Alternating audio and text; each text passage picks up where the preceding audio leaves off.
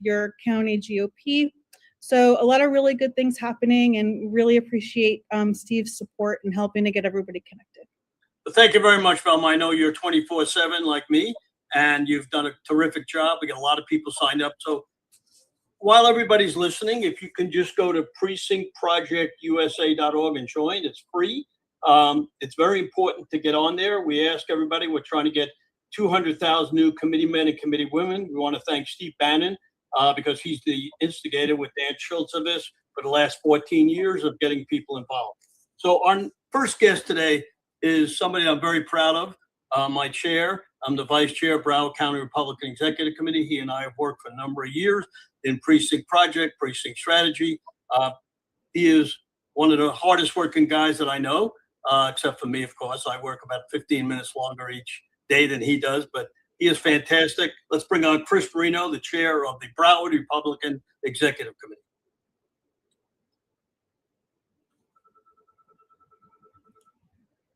You're muted, Chris. Thank you, Steve. Thanks for that intro. And Velma, thank you for that great intro for PrecinctProjectUSA.org. Absolutely someplace that we need to begin our focus for taking back our country by being involved locally. And that's what today's conversation is about. And typically I do speak about, for those who may not know, I'm the chairman of a county Republican executive committee. So in every state, you will have the state party that answers to the RNC, but who answers to the state is typically every county has their own Republican Party. We're not talking about clubs. We're talking about the actual sanctioned Republican Party in each county, who then may subcharter small Republican clubs, etc. So I'm the chairman of Broward County, Florida. We're about the 17th most populous county in the nation. And there we have our work cut out for us down here.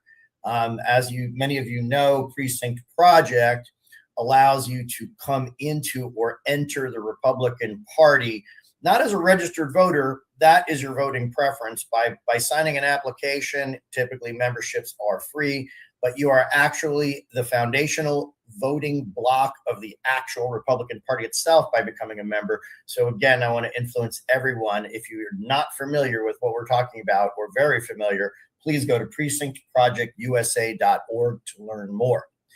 This time, typically I talk about membership and how we're working on a home precinct level, which means in our home voting precincts, which is usually a small area or our neighborhood, a precinct committee man or woman is the local representative from the Republican Party to the Republican voters in your neighborhood. And that's a person-to-person contact as you go out there and meet your neighbors, walk your dog and meet your neighbors, and share the information about what the Republican Party is doing, when our elections, etc.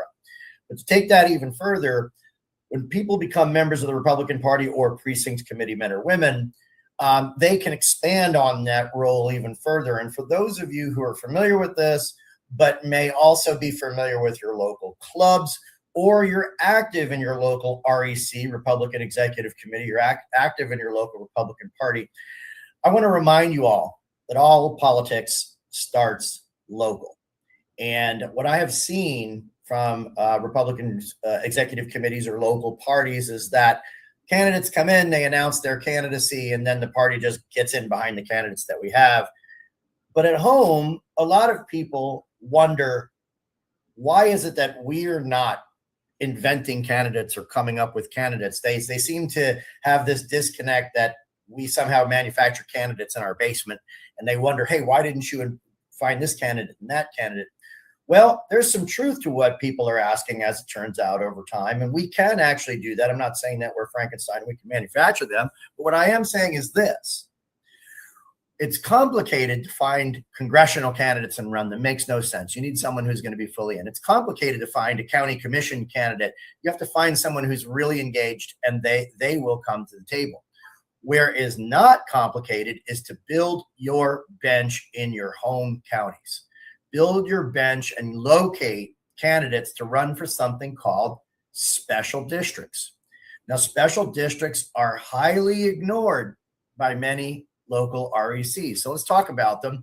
And I'm going to take it a step further. Remember this, go back to Stern America tomorrow, and you're going to see an uploaded comical video on what special districts are. And it's funny, but it's very enlightening. And what we're doing here in Broward County, and we're doing, and is working very, very well, is that we have first and foremost, we have what's called special districts, and every county across the country has them. It is almost like ghost governments that no one knows about, but these are special taxing districts in your own county, of which people generally ignore. So let me give you an example. You'll hear of mosquito control, or you might hear of a water control district, a district that may eliminate water to prevent flooding, a district that may process clean water, special taxing districts that the taxpayers are taxed on, but they handle one primary function. And since tax dollars are being spent, it requires the general public to govern these districts. Many times, a lot of these seats even go vacant. What we're suggesting, and that we have certainly done, is we actually announce to Republicans in all of the areas in our county when elections are coming up and these positions are available. And then we begin connecting our Republicans with those special districts websites and getting them to go to the special district meetings and realizing that they are truthfully on a commission and they will be known as commissioners and they are elected and they are on the ballot. Now, we find that Republicans, when notified of things like this, jump on board. We send out mass texting into these areas, and then we give a response sheet. They can respond to that text message, and then we will call them and talk to them about it.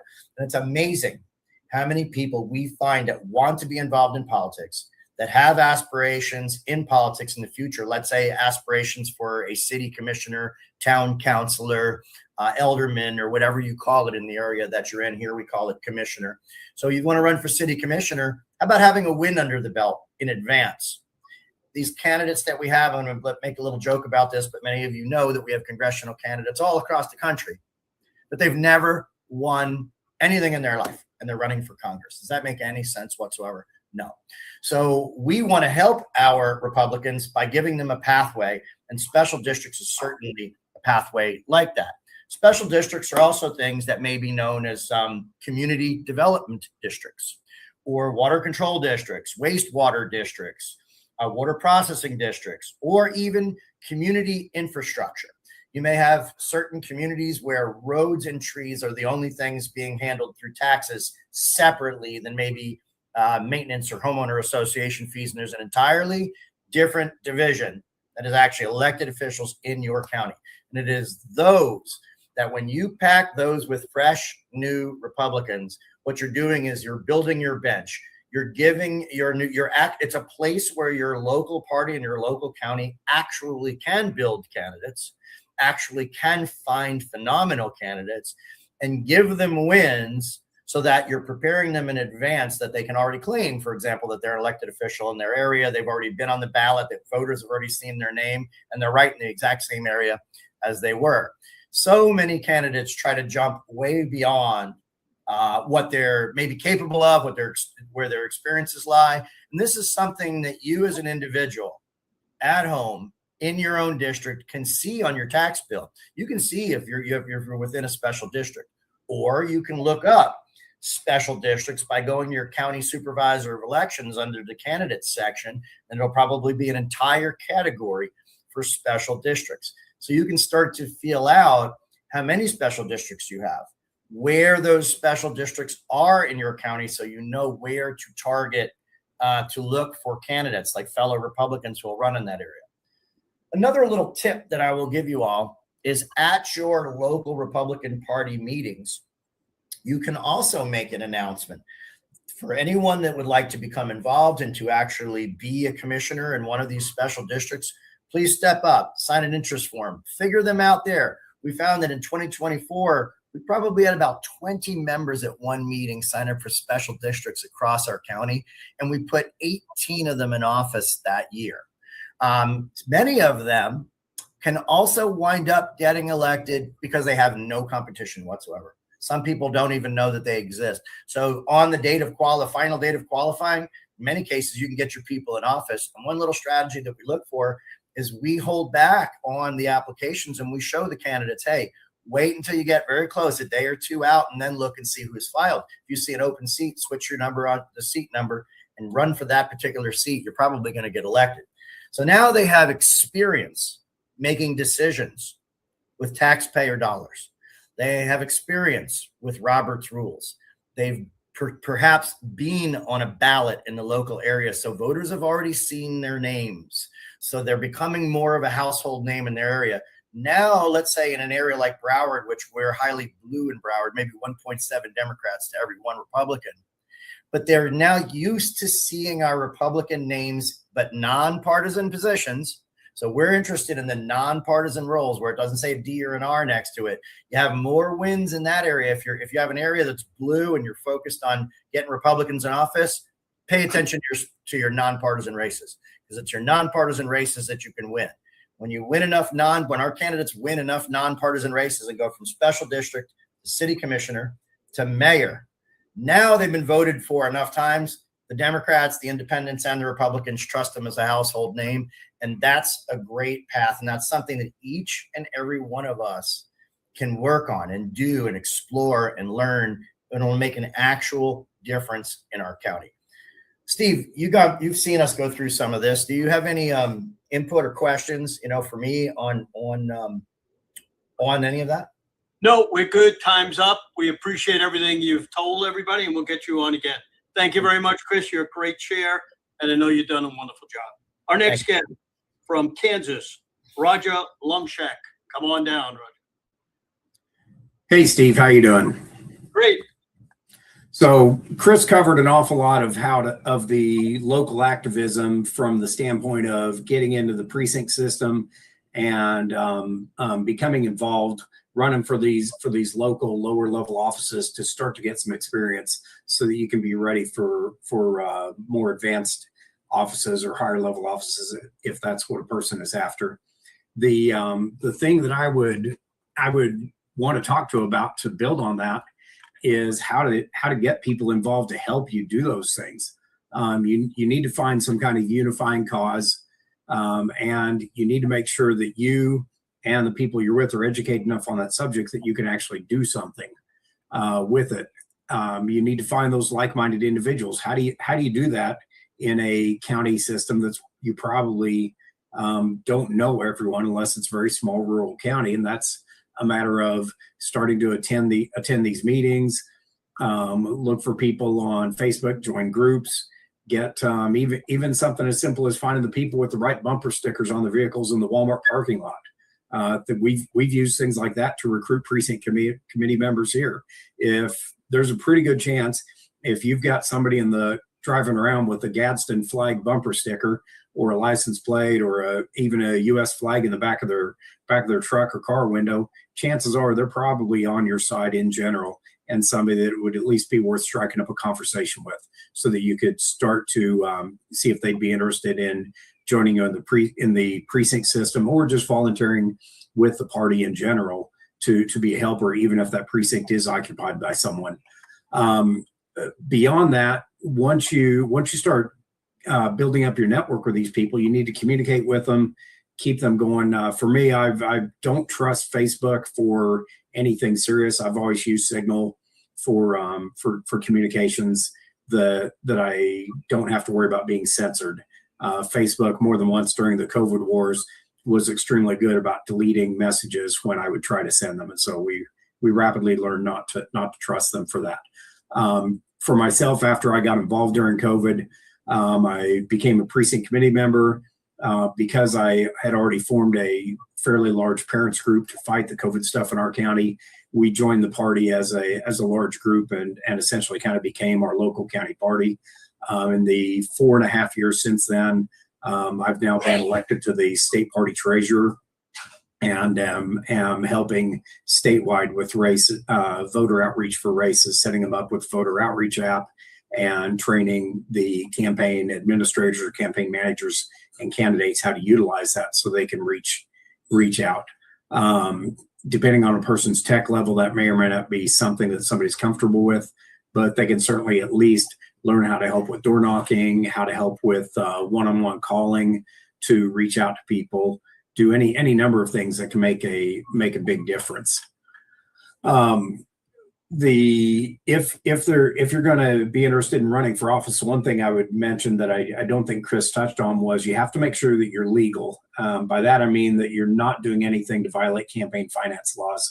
Every state's different, but it is absolutely critical to make sure that you're following every campaign finance rule. In my experience, in the 4 years I've been involved, the first 2 years probably, the Democrats tried to get me in trouble with our state campaign finance board 3 times. They failed because we were doing everything right, and it was the investigations, if you want to call them that, were closed with a simple phone call where they asked me what we were doing. I told them, I showed them what we were doing, and of course had all of our paperwork filed, so we were completely fine and had no problem.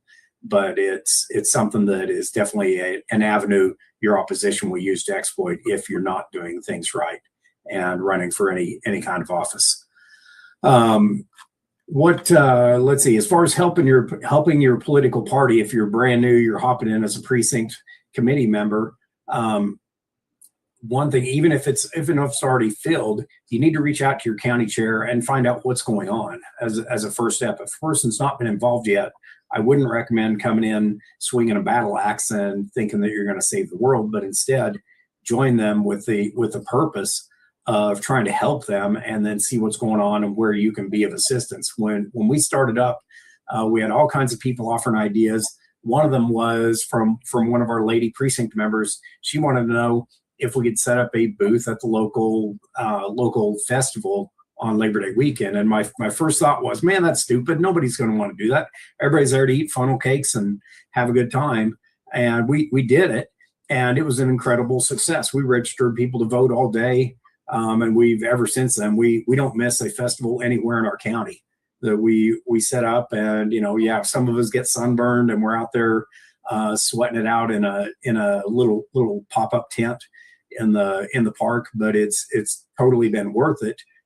We obviously use that for advertising our candidates too. We have signs people can pick up and take. And at least the first few times we did that, over the first year or two, the number of people who came up and said, oh, we haven't seen the Republicans here forever, but the Democrats are always coming out. Well, that to me was a pretty big sign that there was a need for it. And so we've made that a absolute priority to do. We've also got a group that hits every parade in the county. Everything from the smallest town to the biggest town, we've had our float in, I think, every single parade for the last 4 years. And it again does a lot to build momentum, generate enthusiasm, and get people fired up so that they actually want to they want to get involved, they want to get out and vote, because they're seeing those constant reminders. And I think that's a super important thing. One more thing I would recommend is anybody who's wanting to get involved should get some training. That might be something, if you really have a switched on county party, maybe they have some training. If not, maybe your state party does. I know one thing that I've taken advantage of are the free online trainings from the Leadership Institute. They have hundreds of hours of free online trainings with all kinds of subjects: how to run for school board, how to run for different local offices, what to do as a campaign manager, what to do as a candidate. All kinds of great courses that can definitely be a huge help. And I would encourage everybody to find out what's available. Reach out to your county party, reach out to your state party, or even your district chair within the party, and just ask them. And if you don't get a response, bug them. Don't go away after they don't answer. There's a very, very high probability they're extremely busy. All of us are doing this on a volunteer basis. And I promise you, in general, if I forget to respond to somebody's text message or email, it's not because I don't want to talk to them. It's just that 400 other things happened before I had a chance. And so absolutely be persistent, keep at it. And if you just don't get any response, then move on down up or down the food chain until you find somebody who will talk to you and help you out. I don't know, what kind of questions do you have? Anything for me? It's going to be not so We pretty. appreciate you coming on today. Thank you very much. And we'll move on to our next guest. Our next guest is Jeff Davis from South Carolina, mysc.top. Good friend of the program, always there for us when we need him. Go ahead, Jeff. Well, Steve, thank you for all you do, and Velma and the rest of your team down there. Thank you for what you're pushing, and I'm excited about those shirts you got. So the 250 shirts. So we'll be referring everybody down there to get those for next week. It's going to be exciting. The 250 is just over the top, and it's really an exciting time. We've got a lot of people going to DC, and I hope they'll be wearing your shirts down there. But I know this segment is about precinct reorganization. We've been in this, I hate to call it a biz, but in this fight with the Rhino establishment here in the state of South Carolina. I will tell you, it is it's a blood sport here. We are one of the early primary states. So you really get the political consultants and millions and millions and millions of dollars that have flowed into the state of South Carolina. And the same thing goes on in Iowa and New Hampshire and now Nevada and those types of things. So it's really it's really one of the main types early states that the establishment wants to keep control of. But just to give you the big picture, for what I like to look at, is the big picture. What is precinct reorganization? Every 2 years, we literally reorganize the entire Republican Party from the basic precinct to your county, to your state, to the RNC. It is an opportunity to take over or take back the party for the grassroots and for the MAGA America First movement, is to really get involved in this precinct reorganization. Ours here in the state of South Carolina happens on odd number years. Our next, it'll be in the month of March for the precincts. The counties will do their conventions in April, and then the state convention will be in May of next year. So that's kind of the process. But this process goes on in every state. So the first step in all this is to find out, if you're not here in the state of South Carolina. Obviously, if you're here in South Carolina, you can reach out to us at myscgop.com or myscgop.news. We got a news blog going on. Or here at the largest county, it's Greenville County GOP.com. And we will certainly point you to the America First people in our state to kind of take back the SCGOP, because it is still run by the Rhino establishment. But if you're in a different state, try to find out, connect with, try to find the America First people, go on Truth Social, those types of things. Find people that are fighting this fight, because I can promise you, we are everywhere. We're all over the country. Trump did not win because he got a consortium of moderates and rhinos. He won because the MAGA America First movement stepped up and went out and voted and elected him into the presidency 3 times. So, as we all know, but find out where that is, and then you might ask yourself, why is precinct reorganization so important? And I like to tell people, and I tell people in my personal precinct, precinct reorganization is important because, again, it's the grassroots, it's the ability to take over and get the bully pulpit of the SCGOP or your local county Republican Party, your state Republican Party, and ultimately the national Republican Party. It's an ability to kind of get that bully pulpit. We don't make laws, we don't do things like that, but we can push the agenda one way or another, especially when it comes to candidates and candidate qualifications and being able to reference and push money and find donors for those particular candidates and that are more MAGA America First. And that's what we've been doing here in the state of South Carolina. But with precinct reorganization, there's really, I look at, you are a patriot. We're not asking everybody to work 24/7 like the crazy people that we are, and Steve Bannon and everybody else. Steve Bannon literally has a show twice a day, 3 hours a day, and on Saturdays, and he's just working 24/7 on this type of stuff. We are too. But to be a patriot and really to support the MAGA America First movement, we need people to, number one, come out to your local precinct reorganization every other year. We need you to vote in the primaries for the most conservative Republican available that's on your ballot. And then third, obviously, you can vote in November for the Republican as opposed to the Democrat. So normally in most of these states, you'll find that the race for which Republican is going to be elected is over in the primaries. Like here in the state of South Carolina, we literally have or have had in the past 15% voter turnout. Now, this past, we're right in the middle of our Republican primaries. We had it a week or 2 weeks ago tomorrow, and our runoff will, for the governor and for the South Carolina Attorney General and the Ag Commissioner will be tomorrow. So we got people coming out from all over the place. So we've been swamped in 24/7 here. But we really need a more MAGA America First voters to come out during these primaries. But the first step is to get control of your local party through the precinct reorganization process. then start helping those candidates, get elected in your primaries, and then obviously seal the deal in November when we're fighting the Democrats. But the other big picture of all this is, why do you, I guess it's to get better, precinct. Think about this: precinct reorganization allows you to get the bully pulpit of your local county party. You get that bully pulpit, we then can help influence and push people in the right direction on, because, we're everywhere. Trump supporters are everywhere, but they don't always know who to vote for, and they, with all due respect to our president, he's great, he's fantastic. He gets people whispering in his ear sometimes that aren't exactly the best candidates out there. We all know that. It's kind of humorous and funny, but he's being misled sometimes. But we have to sit there and help guide our local constituency on who to vote for. So by having, I hate to say control, but having some authority in the bully pulpit of your local county party or your state party, you can then alert the masses, the people out there that have lives and jobs and families and all that kind of good stuff to take care of, but are of like mind. So you can use your bully pulpit of the party to get better candidates elected. And that's really what's important. If we can take the bully pulpit of our local parties, if we can get better candidates elected, what's step number 3? We're going to get better laws. So, if we got to get more of our like-minded folks involved in the party so they can help with the bully pulpit of electing the right candidates, so then we can ultimately get better laws and more MAGA, America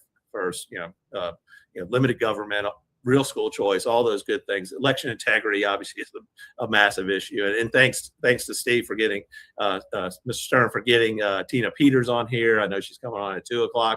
I think that's exciting. You want to talk about a patriot that has stood up for America and really engaged in the fight and the battle.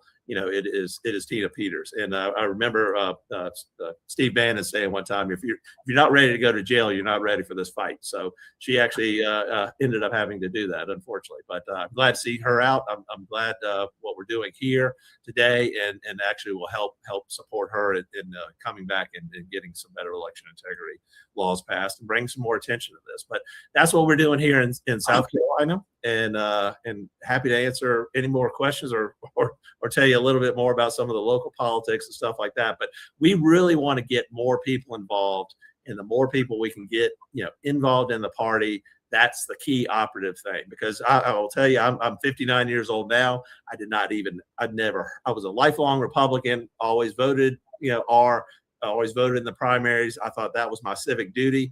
I was the problem child in the sense that I probably voted for whoever the most signs I saw as I drove to the ballot box or to the polling location.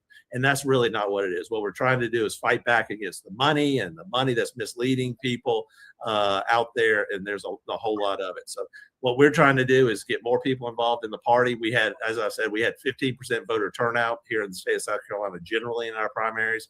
Our big push through the Greenville County Republican Party and through some of our other MAGA, America First, upstate GOPs and other GOPs that we have out of our 46 counties, we were pushing voter turnout. And this past primary, I guess, 13 days ago, we got it all the way up to 26% statewide. So that's what we want to do. And if you've ever talked to the political consultants out there, especially the Rhino establishment political consultants, they won't low voter turnout.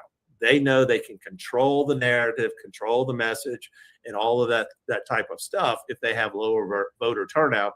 So one of our general rules is do the opposite. So, if they won't low voter turnout, then probably the smart thing to do is to actually do the opposite of what the political consultants want and try to push and get more voter turnout. But obviously we need informed voter turnout. So one of the things that we did here at the Greenville GOP, and the other thing, if you're getting involved in your party, I would highly recommend getting a location, getting a building. We have a headquarters building here. As I said, we kind of got elected into our positions back in 2021. We immediately, I think in the January or December of 21, we actually got a headquarters building. There's 35,000 cars drive by every day, and we put signs out there and invites to come to constitutional classes and all that kind of stuff. We literally had a gentleman just step in here a few minutes ago that's waiting on his citizenship. It's Italian, but he loves Trump, and he wants to vote for can't vote for Trump anymore, but unless he happens to run in 2028. But he wants to get and support the MAGA American First movement. But what we also do is we put together a newspaper. Imagine that old school, obviously social media and Facebook's the devil, you know, and all that kind of stuff. But you got to get out there and reach out and communicate to as many people as you can find. We had, I think, about 1,400 people, I think 1,400 people at our county convention last May. We did have Steve Bannon come down as our keynote speaker, so we were very. Jeff, Yes, sir.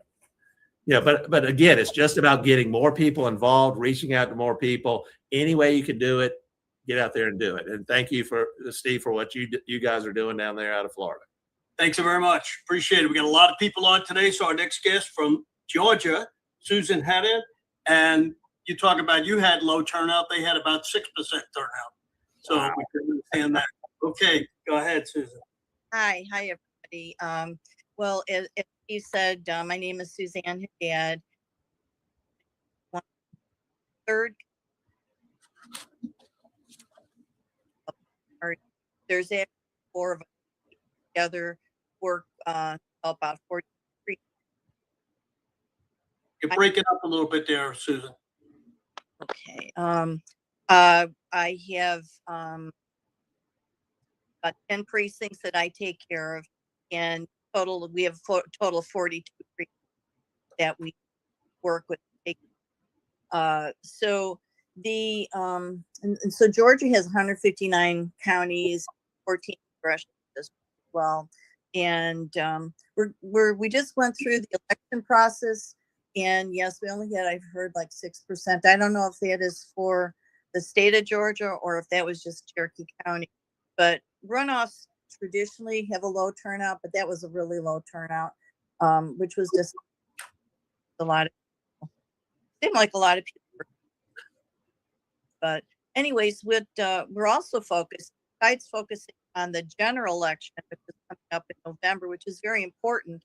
We're focusing on preparing for the event season that's coming up in spring of 2027.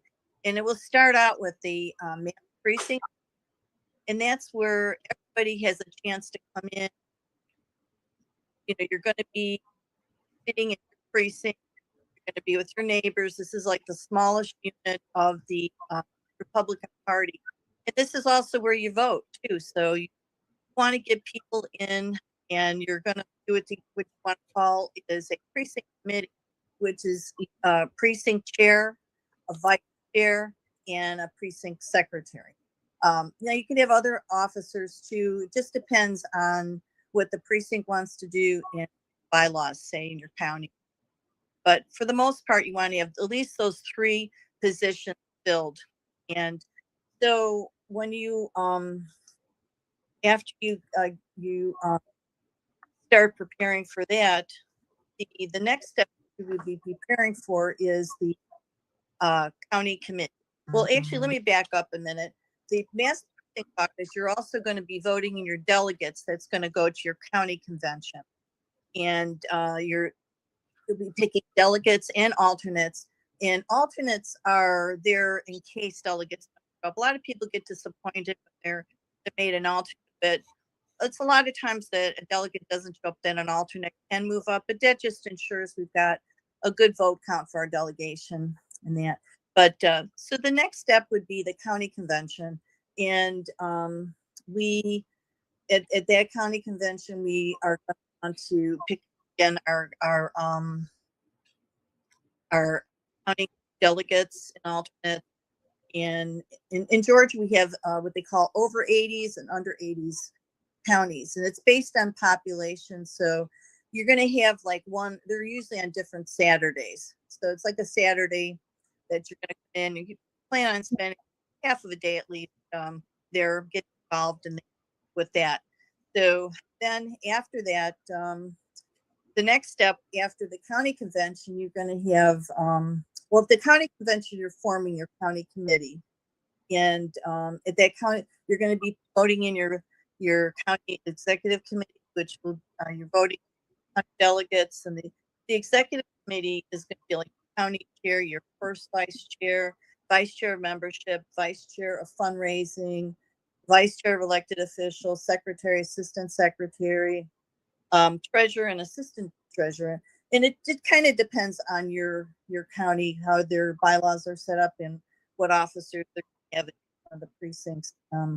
But the county committee will then they're going to be voting district alternates and also your state delegates. So this is really important. You get people that are going to go through the whole process. It's really important because really the goal is to have a good delegation. We're gonna have to cut you because you're coming in and out, that we have bad connection. We'll get you back on again at another time. Okay.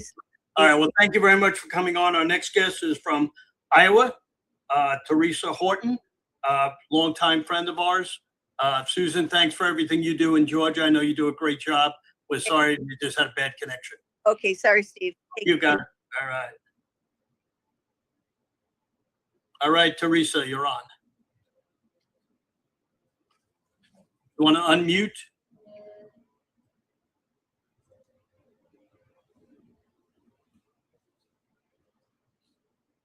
All right, seem to have some technical problem there. Melissa, you want to see if you can get on Cynthia? All right, we want to welcome from Missouri, Cynthia Haggard. Come on down. Hi, thank you for having me on today. So just like everybody else, we're close to reorganization time in Missouri. Ours happens in August. I'm not sure how we're organized compared to other states, but here we start out with a central committee, committee man and woman that are elected in August at the primary. And then it rolls through a legislative district set of officers, senatorial district, congressional district, judicial district. Ultimately, the state committee is reelected and we end up with a new state chair. So that starts with the primary in August and runs until sometime in January by the time it's all done. So we've been working since last, I would say, October to get grassroots people in significant places. We came within 3 votes at the state committee reorganization 2 years ago of having a grassroots chair, I think possibly for the first time ever. I joined this group in the Republican Party in 2015, 2016, when I moved back to Missouri, and we've never had a grassroots state chair since I've been involved with the organization. So last time we came within 3 votes. We're hoping to make that a majority this time and have the grassroots take over. So towards that end, there's a lot of work we've been doing at what you would call the precinct level.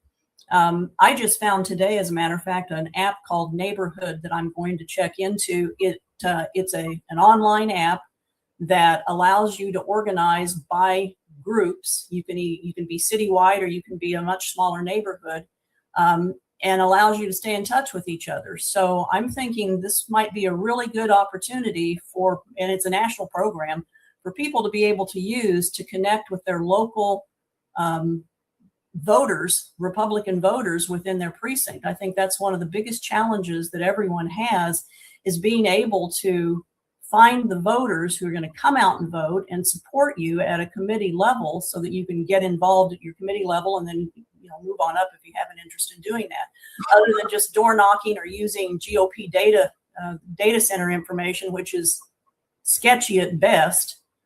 This is an opportunity to actually get people together and keep them informed of things that are going on. So I'm looking into that this week to see if it turns out to be a good option for us. I chair an organization called REPAC-MO, so I'm not currently a chair of the Central Committee. I chair a group called REPAC-MO, and it's Republican Association of Central Committees, and I think the website is under my name on the screen. We formed back in 23 because we weren't happy with the way the GOP treats the Central Committees, essentially. REPAC-MO, the board of directors is comprised of former Central Committee chairs, county committee chairs, and we exist to provide the training and the support that the GOP doesn't for Central Committees. So we provide classes. We do everything from statutes, what you should know about the statutes that affect the party, to training classes. We have classes in bylaws. our state statutes allow for very minimal qualifications to get on a central committee. There's absolutely nothing to keep the Democrat Party from taking over our central committees. Basically, you have to be an eligible voter and live in your district for a year. So that's it. So REPAC-MO developed a set of bylaws that has additional qualification requirements. One of them is vetting. The people on your central committee, just like the people hopefully in your state legislature that are Republicans, ought to actually be Republicans. So we developed a vetting procedure that's being used statewide. We teach classes on that. We teach classes to show central committees what their responsibilities are. How do you grow your organization at your county level? Fundraisers, free events to recognize law enforcement or first responders, get out the vote drives, all those kinds of things that that help people become aware of the Republican Party. A headquarters is super important. Staffing it is always a challenge, but a headquarters is really important, especially when we're in an election cycle. We actually, our classes include things like one-day websites. You know, it's amazing how many central committees don't have anybody to run a website, let alone know how to create one. So we show them the steps in creating a website in a day. Here's your final format. This is what it's going to look like when you're done. And then it's a hands-on class, and we show you how to actually do that and get the entire website built in a day. You walk away just having to buy a domain name and pay a hosting fee. So that's basically what REPAC-MO does. We get involved too with legislative issues.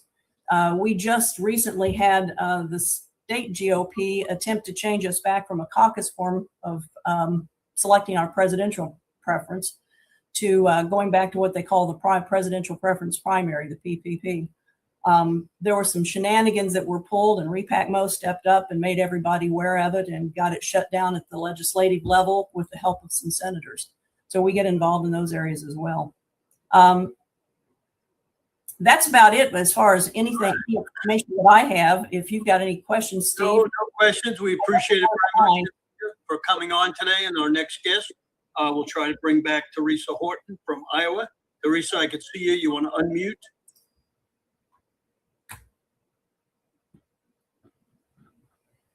Me. Okay, we can see you and you're good. Okay, perfect. So voter integrity, we come from there's a university in our town. There's a lot of people die, and so our super. Teresa, we got a bad connection. Teresa. Are you on your computer? Oh, no. I'm on my phone. Yeah, your phone is bad. We're going to have to take you out. Melissa, you want to bring back Velma? Let's go over a couple of things while we try to get her back. Go ahead, Velma. You want to come back with some information there, and then. Okay, sure thing. Yeah, no, everyone, I think everyone right now is really working hard on primary season, and my understanding is that for precinct recruiting and getting involved at the precinct level, becoming a precinct committee person, every county, every state has different procedures. Some are elected, or some are appointed. Some are by caucus, some are by convention. Some it happens every year, some is every other year. So it gets a little complicated, but something that's really important right now, with 2026 is primary season and our 2026 elections. And so it's a lot for folks to really juggle and balance out. Like what we're trying to do with Precinct Project USA is give folks an opportunity to get connected with each other, find a way to meet people, to learn from folks who are currently involved, formerly involved. I know something that has been coming up a lot is that folks who are trying to become a precinct committee person, or folks who have been in the precinct committee, have been having challenges kind of keeping their seat, or working with the way that they were elected. and moving forward with that. And there does seem to be a lot of change. And so, of course, you got to go with the motions, go with the flow of how things are progressing. And, especially with the party and ebbs and flows looking forward to 2028, it seems like there's a lot of confusion and a lot of challenges in different states. So I think this is one of the reasons why moving forward, beginning in July, we're going to be having a monthly session. So, and it's going to be bi-monthly. So beginning in July, it'll be a webinar. And then in August, we'll have a roundtable where folks can actually collaborate with each other. The difference between these sessions and our national broadcasts are going to keep going, which is really amazing. It's so great that the state leaders and county folks are able to participate and introduce themselves, where a lot of people can kind of see what's going on, have an idea just from that 50,000 foot view. But with the webinars and roundtables, it's going to give us an opportunity to have a little more collaboration. So let's see what we got. So in July, we're going to be focused on precinct strategy and a step-by-step and phased-out approach, and that's going to be led by Sue Hansen and Patrick Wynn from Project Civica out of New York, which is led by Steve Gillen. So it's going to be really great. You can, I believe, if you go to, hopefully I got this right from memory, if you go to precinctstrategy.us, you can check out the website. You can get a sneak preview of the information that they're going to be presenting. It's public. You can also get the link by going to precinctprojectusa.org and scroll all the way to the bottom for some resources, and you can see Project Civica. And so then you can get kind of a self-education by looking at those procedures. For August, we're going to be doing a roundtable focusing on bylaws, and really appreciate Cynthia expressing her interest in providing some information. We're really looking forward to her help and her insight. For September, for the third month, we're going to be looking at voter data management. A lot of different counties have different approaches to that, different platforms that they use. So we're going to have some kind of share time where folks can see what's working, what isn't, challenges that they're having with voter data management, and how we can overcome them. So then, let's see, in the fourth month, we are going to also look at those specific procedures. So again, like I was saying a couple minutes ago, it really does vary, per county, per state, gets a little complicated. So we're going to be able to look at what those technicalities are. And then for month 5, we're going to be looking at the roles and responsibilities for PCs. So you can kind of see what it's all about, really hands-on stuff. So you're getting out the vote, recruiting people, you're a liaison with candidates and with donors and with voters to the party. So you really are that local neighborhood representative. And so then in month 6, we're going to be looking at some more challenges and having some open discussion. So with these monthly sessions, they're not going to be broadcast live. They're going to be on Zoom. So if you're interested to participate, it doesn't cost anything. We just need to know who you are. So if you can go to Precinct Project USA and register, share your information if you haven't already, then we can give you an invitation and share some more information, and then you're going to be able to kind of sign on through Zoom. And it will be recorded, so it'll be available for folks if you're not able to participate. And that's kind of where we are. Okay, well, thank you very much. Melissa, do we have Mario on or not? If not, get Steve Gillen on.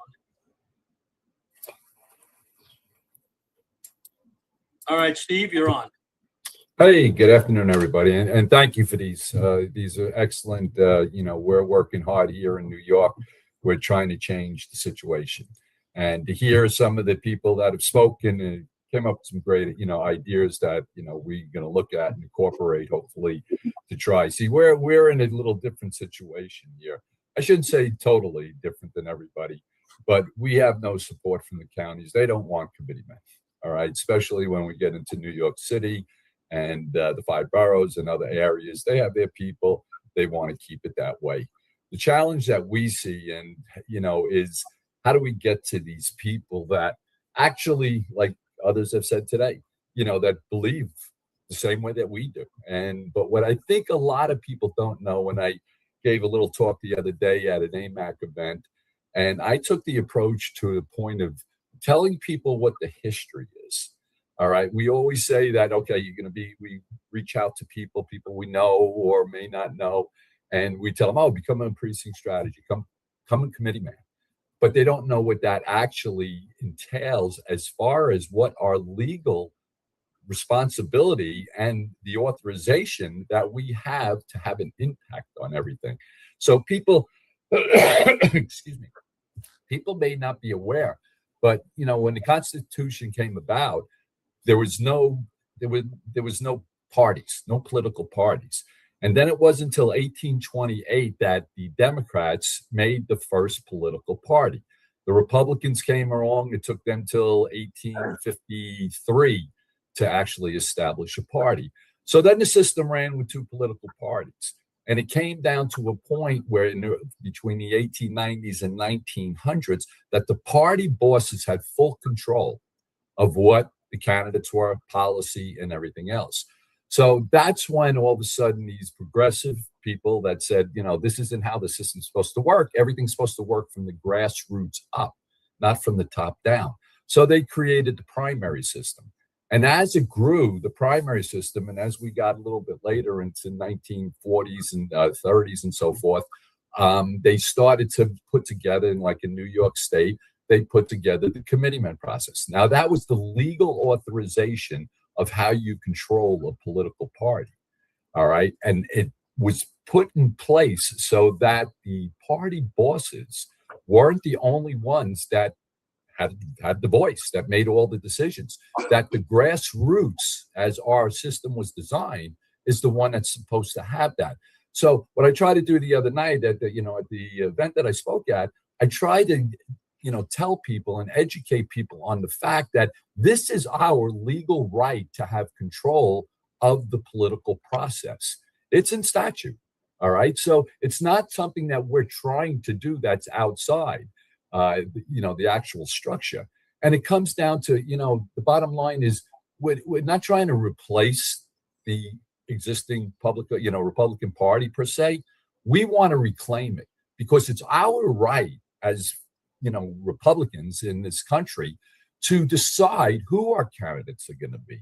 And I give an example. All right. I gave a quick example. We have New York CD3. We have a primaries taking place. All right. Tomorrow's election day on it. The party decided who they wanted back in February, and they endorsed them back in February.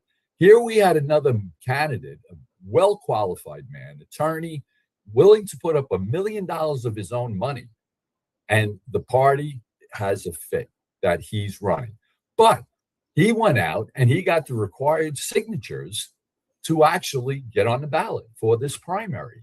Steve, I see Mario on. You want to just hold up and? Yeah, go. Sure.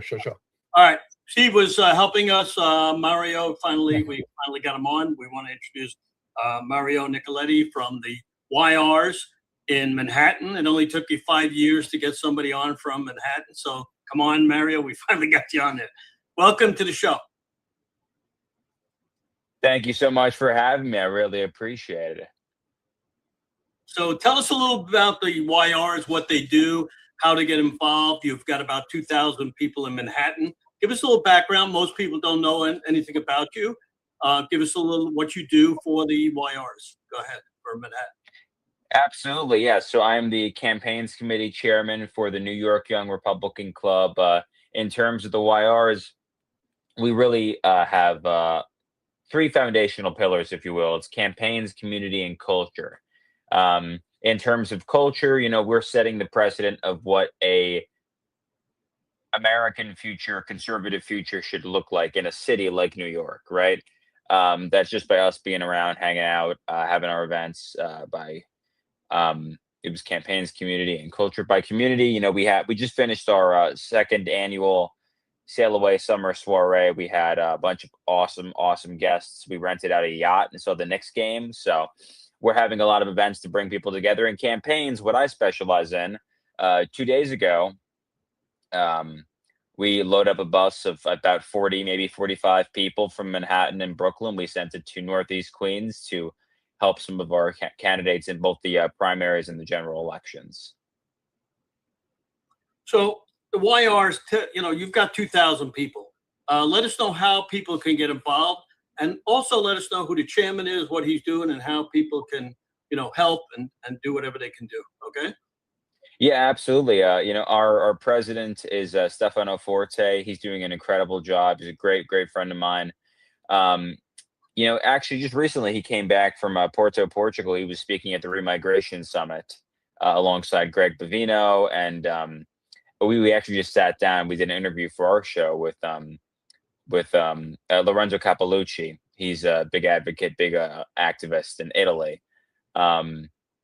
With 2,000 members, if you want to join the New York Young Republican Club, it's going to be nyyrc.com/join. It's that easy, folks. It doesn't matter how old you are. It doesn't matter where you come from. Obviously, if you're in New York City, it's a plus. But we'll take you with open, welcome arms. So the YRs in Manhattan, been there for how many years now? They've been a long time, right?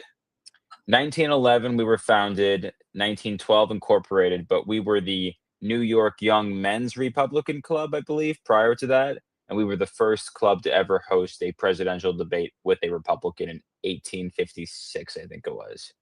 Terrific. So, one of the things about YRs, we don't have a lot of YRs in executive town committees around the country. How are we going to get some of the YRs involved? Because that's the most important thing. Many YRs I call to get on the program, they don't even call you back. They're always busy. Give us an opinion. We have a lot of young people listening today, especially from Turning Point, and they would like to know how to get involved. Absolutely. Well, it begins on the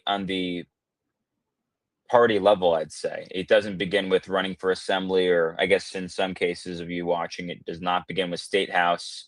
It really does begin with precinct committee chairperson or delegate in many cases around the country.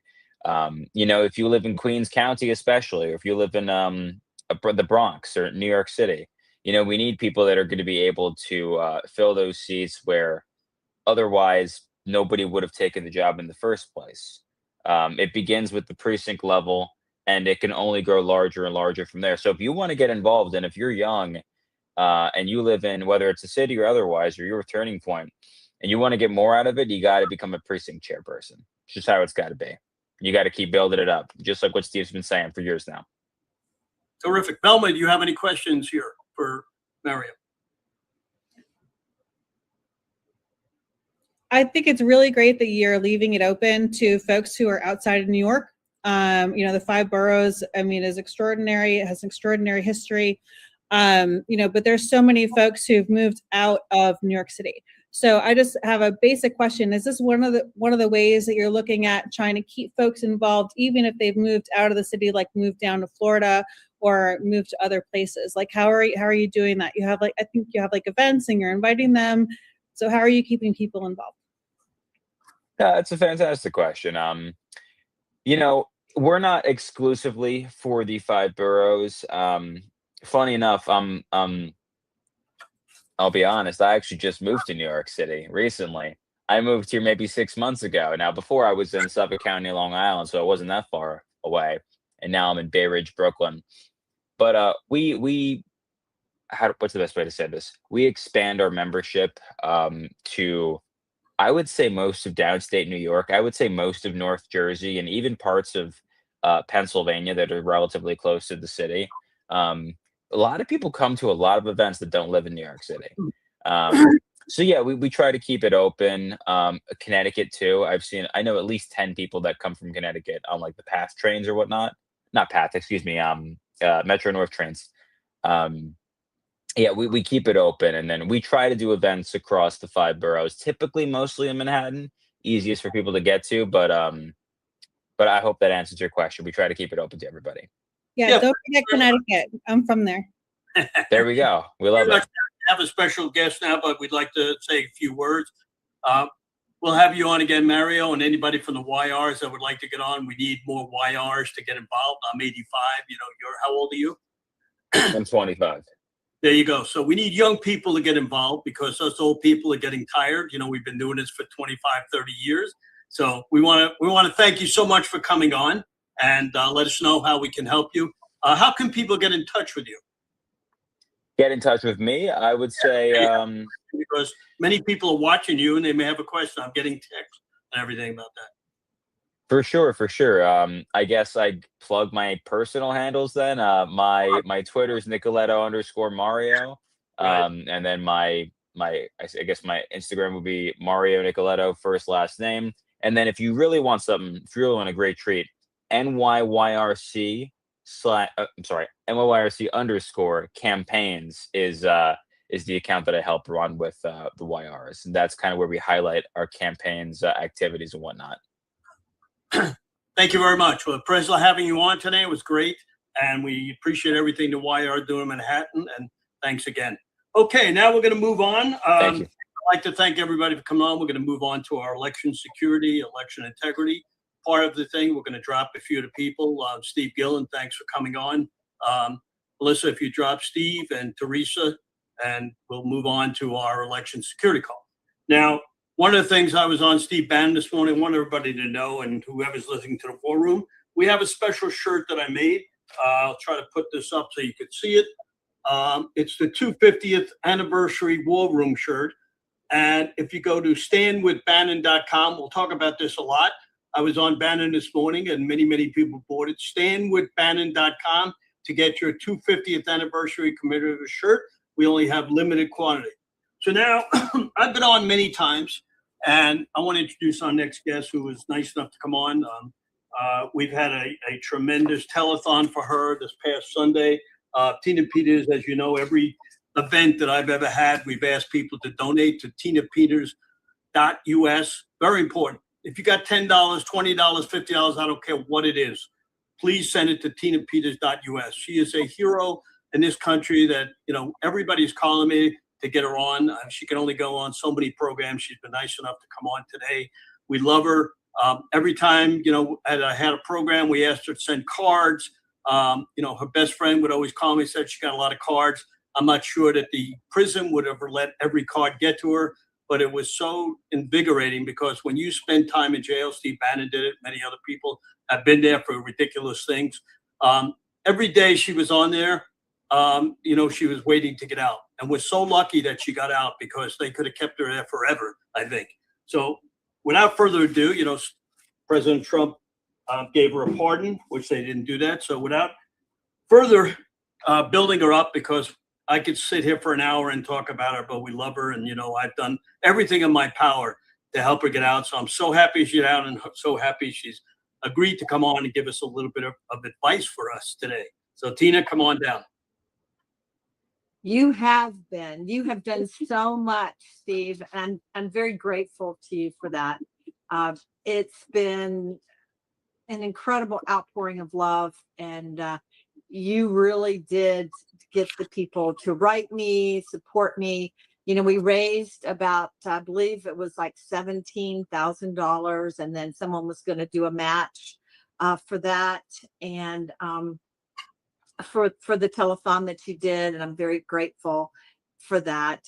You know, as you know and can imagine, the ongoing legal burden is great. But right now, my case is in the Colorado Supreme Court, and you know, I'm hoping that they're smart enough to do the right thing. To when I say that, I mean to not make the mistake they made with trying to keep Trump off the ballot, Norma Jean Anderson, and versus Trump, and Jenna Griswold, of course, jumped on that, and you know, it was the Supreme Court ruled 9-0 in Trump's favor. So I'm hoping that the Colorado Supreme Court will not want another smackdown, because my First Amendment rights and all of your First Amendment rights were violated in attempting to mute the voices of the people that want to speak out and redress their government, which is a constitutional right. You cannot punish someone for their freedom of speech. And so those are all the things that were done to me and more. You know, as you know, they took my husband, they tried to take my house, they took my office illegally. You know, you can't you can't get rid of an elected official except for by in my case it should have been by a recall. They tried a recall didn't work. The people elected me.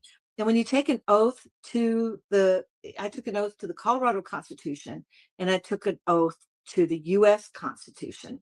And the US Constitution, as you know very well, and you spoke about this so much on your show, is, you know, we have the right to preserve election records.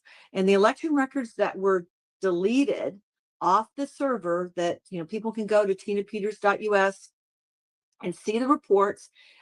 You can see in highlighted in red, you can see the ones that were deleted, 29,000. That's a federal crime.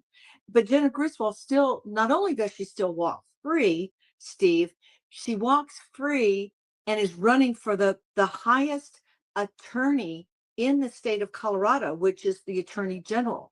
And you know what she's running on? I've heard her ads. She's running on opposing Trump and her work in putting me in prison. That she put me in prison for tampering or breaching election equipment. None of my charges were ever tampering with or breaching election equipment.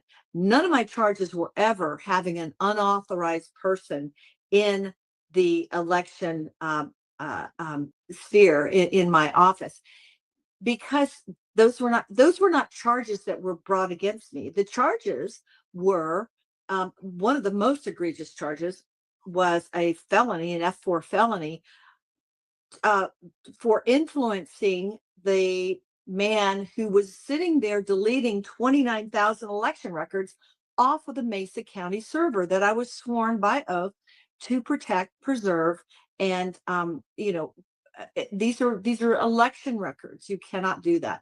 So it's been all upside down. I hope that the Colorado Supreme Court will see that their wisest choice is to overturn my convictions. You know, I have felonies, I have misdemeanors. I can't carry a firearm to protect myself. You know, and so I have to pay for security.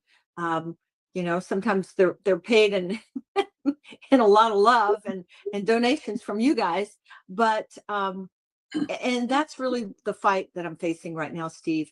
But here's the thing, you know, they put me away because they were so afraid of what I would say, and I never stopped saying it.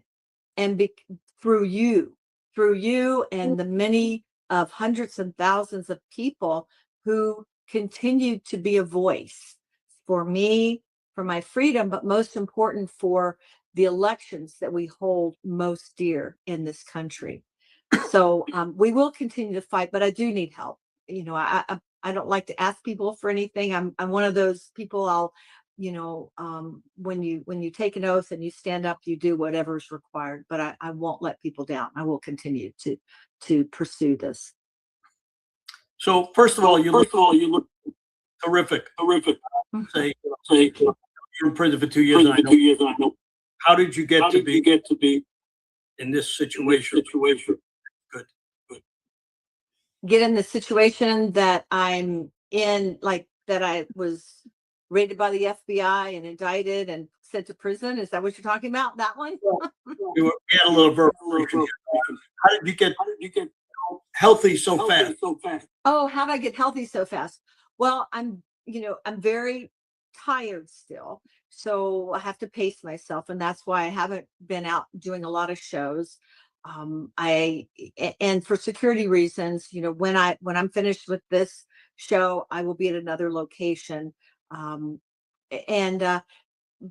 I would say because it's the hope within me, you know, it's, I feel very much inspired to continue what I began, and with all of your help was continued and multiplied. That's what drives me. So, I am doing the good things because I didn't have very good food, obviously, and nutrition in prison. So there is a difference. People say she was in jail. No, I was in jail. I was in the Mesa County Jail. I was in the Larimer County Jail. And then I was sent to prison. Prison is much different than jail. And so, having seen all those and having been through all those, I see also being a former business owner and administrative boss and things like that. I see things in the prison system that also needs to be changed. And so, there's a lot of work still to do, but we have to start with the foundation of elections because we wouldn't be dealing with all the problems that we have in this country if it wasn't for the foundational issue of elections and people being put into office, being installed into office that the people did not vote for. And so that will be continue to be my major thrust is making it so that the everyday person, that their vote counts. It's not diluted by machines. It's not diluted by other unauthorized people voting to dilute their vote. And but that's what gives me the wind beneath my wings is the people out there that are standing with me, Steve. They're standing up and I like your last guest, and it was a horrible thing when I was in prison to see what happened to Charlie. And but it's caused a revival. And it's like unless a grain of wheat falls to the ground and dies, that the harvest. And that's what I feel like with me because of the persecution with me. And you see the young people coming forth in droves because of Charlie and his sacrifice and Erica's sacrifice. But I feel the same thing with me. When they sent me to prison, everything just exploded. And more people became aware of the injustices done to all the American people. When you have a toothbrush of this size and somebody's telling you you have to wake up at 5, you have to go to chow, you have 5 minutes to be there, all the restrictions and control that are put on you, and you realize it can happen to anybody. And so I would say to people out there, Steve, that are afraid of well, we don't want to be Tina Petered, or we don't want them coming after us. They're already coming after you. You just need to stand up, because if you don't, you will be one of the casualties of this war that we're in. Thank you, Tina. Asking me how to get it and reach you, at least say hello. What do I want to do? Do you have an email or a text or someplace you want them to go to? You bet. So they can go to tinapeters.us. We've my wonderful team. I mean, I can't even thank them enough that have stood with me through all this. Have put everything on tinapeters.us. There's a way to contact me, write me, to donate if they feel led to do that, which I hope people will see the value in it. And that's the way they can get hold of me. I am making appearances. I will be in, and it's already out there in broadcast. I will be in Castle Rock coming up in a few days to speak with Lara Logan and some other people there. And then I am going on to be a voice. Let me just put it this way. I don't want to give any advance notice of what I'm doing, but I am looking to get in touch with or to speak with very important people about how we can affect change in our elections processes. So, well, I'm taking, and we will definitely have you back up. A little reverberation problems today. My tech guy is at jury duty, and Melissa, my assistant, is doing a wonderful job in getting this done. We have people running back and forth because we're in 2 studios here, but it's a lot of fun. So Tina, every program we'll be on, we'll be asking people to go to tinapeters.us, tinapeters.us. I'll be saying this through the entire program. And, we have a lot of people listening, a lot of broadcasters. OBBM network. Hopefully everybody on OBBM network, 38 different states. We have Q. We got the War Room. Stephen Bannon this morning promoted this, and he had you on the first, and he always gets your back. Lindell TV, Cloud Hub, Facebook, Rumble. It's on everywhere. We're lucky that we have a lot of friends doing this. So Tina, thank you for coming on. I will see you soon. I'm taking a vacation July. We'll see you in August. Love and kisses. Steve, let me just tell you this. When they go on tinapeters.us, they can also access any of my social media. We're pretty active on there. So, on X at Real Tina Peters and all of that. But the main hub is tinapeters.us, and they can, there's so many ways to hear what's going on and to get in touch with me. Thank you. So I got hundreds of, and a lot of people thank you for coming on. You got it. Okay, well, thank you so much, Tina. And our next guest, we're running a little late because Tina came on today, Peter Berniger. Come on down. Sorry, we had to let you down a little bit, but you certainly, for Tina, will always give us a little time. Yes. Hello, Steve. Thanks for having me on. I wanted to give some updates of what's happening in mid-2023. Election Watch and other people I work with, such as Chris Gleason, we pivoted towards finding solutions to take real action to achieve honest elections, but also stop smurfing the criminal money laundering into political campaigns. And since 2023, I can say now, people know already, though, that Act Blue in particular was raided by the FBI back in February of 2025. Indictments are coming. I have said this before, but I can tell you that the FBI, at least the good ones, are bringing forth prosecution. These people at Act Blue are going to be indicted. It's taking longer because it's such a massive operation, and there's tentacles that go into other organizations. And also, speaking with the FBI, we got the FBI out of the Milwaukee office to launch a major criminal investigation into the 2020 election of how they stole it in 2020, primarily in the city and county of Milwaukee. The agents have been investigating, interviewing the correct people. It's up to over 30 interviews they've conducted already. They have well over 2,000 hard copy documents plus electronic data. They're right in the midst of it. And I'll say happily, the city of Milwaukee and the county of Milwaukee, both are government bodies, very recently, like 2 weeks ago, sat down and came to a public meeting and approved financial resources to hire outside counsel, both the city and the county, to defend themselves of what's coming from the FBI. So that investigation is ongoing. And related to that is back in 2022, Yehuda Miller, great guy out of New Jersey, preserved the records for all of Milwaukee County for November 3rd, 2020 election.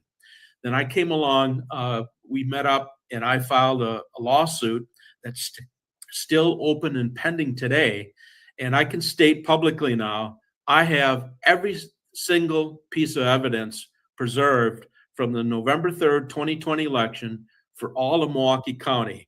And that means all the paper artifacts, including paper ballots, absentee envelopes, the chain of custody documents, the Dropbox record logs, pickup of the ballots, and also the ES&S election management server. The computer server was taken out in 2023 because the county purchased a brand new system. At the time, I had my lawsuit filed like a month or two earlier than that, and the corporation attorneys told them, the county election officials, to hold on to all that information, and they did. So the entire ES&S, EMS computer server with all the data on it from 2018, 2020, 2022, and spring election of 2023 is all sitting on that server. It's in the lock room of 104 and 105 at the county clerk's office in the courthouse of Milwaukee County. Now, I took the sworn deposition of the county clerk and George Christensen, and also the city clerk at the time, Claire Woodall-Vaughan. Those transcripts under sworn oath are in the hands of the FBI. George Christensen, when I took his sworn deposition, I got a call 40 minutes beforehand, and I was told he was doing heavy cocaine. When I took his deposition of George Christensen, the clerk of Milwaukee County, who's still there today, he was high as a kite on cocaine. We took a break. He went into the bathroom. Without a shred of doubt, he did more cocaine and came back and when we finished up the deposition. Now, that deposition is in the hands, the beauty of this thing with his personal problem with cocaine is he kept talking, and he talked and he talked and he talked. So all that of the transcript is sitting in the hands of the FBI. Now, what else I wanted to mention is we have a state lawsuit, I do, against the Wisconsin Election Commission, but involved with it is Eric. And Eric was sent a subpoena by the attorneys a month and a half ago, and they answered some, but not all the questions. And of course, the questions they didn't want to answer would be the ones that would hang them, basically. But what we did find out, so people know, and I'm going to post this later on my Twitter, I don't know if it'd be today or not, is that Eric is using Sensing, SENZING software, which is offshoot of IBM back in like 2014 or something. And Sensing software is also used in law enforcement for matching up fuzzy logic and matching up names and addresses, trying to find people. So there's no real secret sauce that Eric has. They're using the Sensing software, the inputs from the state members, which now is 25, because the state of Virginia just rejoined them, unfortunately. So they're using the inputs from the state voter registration lists that the member states give them, the state DMV driver's license information, and then they have a license or approval, they're certified for approval of the US government's federal Social Security death index, and then they are a licensee of the US Postal Service NCOA data. So I've had many clerks tell me, municipal and county, that NCO data is not any good. And I'm talking real NCOA, not some of the cheaper versions you can buy for a lower cost. So Eric themselves is using NCO data to help maintain or clean the lists. But of course, we also know they're using them to develop these lists of eligible but unregistered voters, who then they send to these 25 member states, which forces the states to spend taxpayer money to send out postcards to adults who are not registered, but yet they're supposedly eligible, to try to get them to register. And right now, it's based on our theory, is that what they're doing is they're leaving off conservatives off that list that they send to the member states, and they're only putting on the liberals. So we're basically funding, as taxpayers, a state-sponsored entity, the state government, Secretary of State, in our case is the Wisconsin Election Commission, to send out postcards at taxpayers' expense to try to get these liberals to register to vote. And that's exactly why when you see a member state of Eric, their voter rolls are dramatically being inflated. That's where it's coming from. But there's a problem with that, was where Colorado testified that Eric supplied 51,000 eligible but unregistered names, and it was later learned that 30,000 of those postcards went to non-residents. Then we have another quick comparison in Michigan. Michigan testified it sent out 700,000 Eric-based registration mailers 2 months before their election.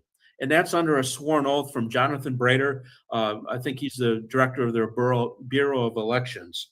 So this is having a real impact on our elections, where Eric is scheming with these liberal, and of course there are 25 liberal states, basically.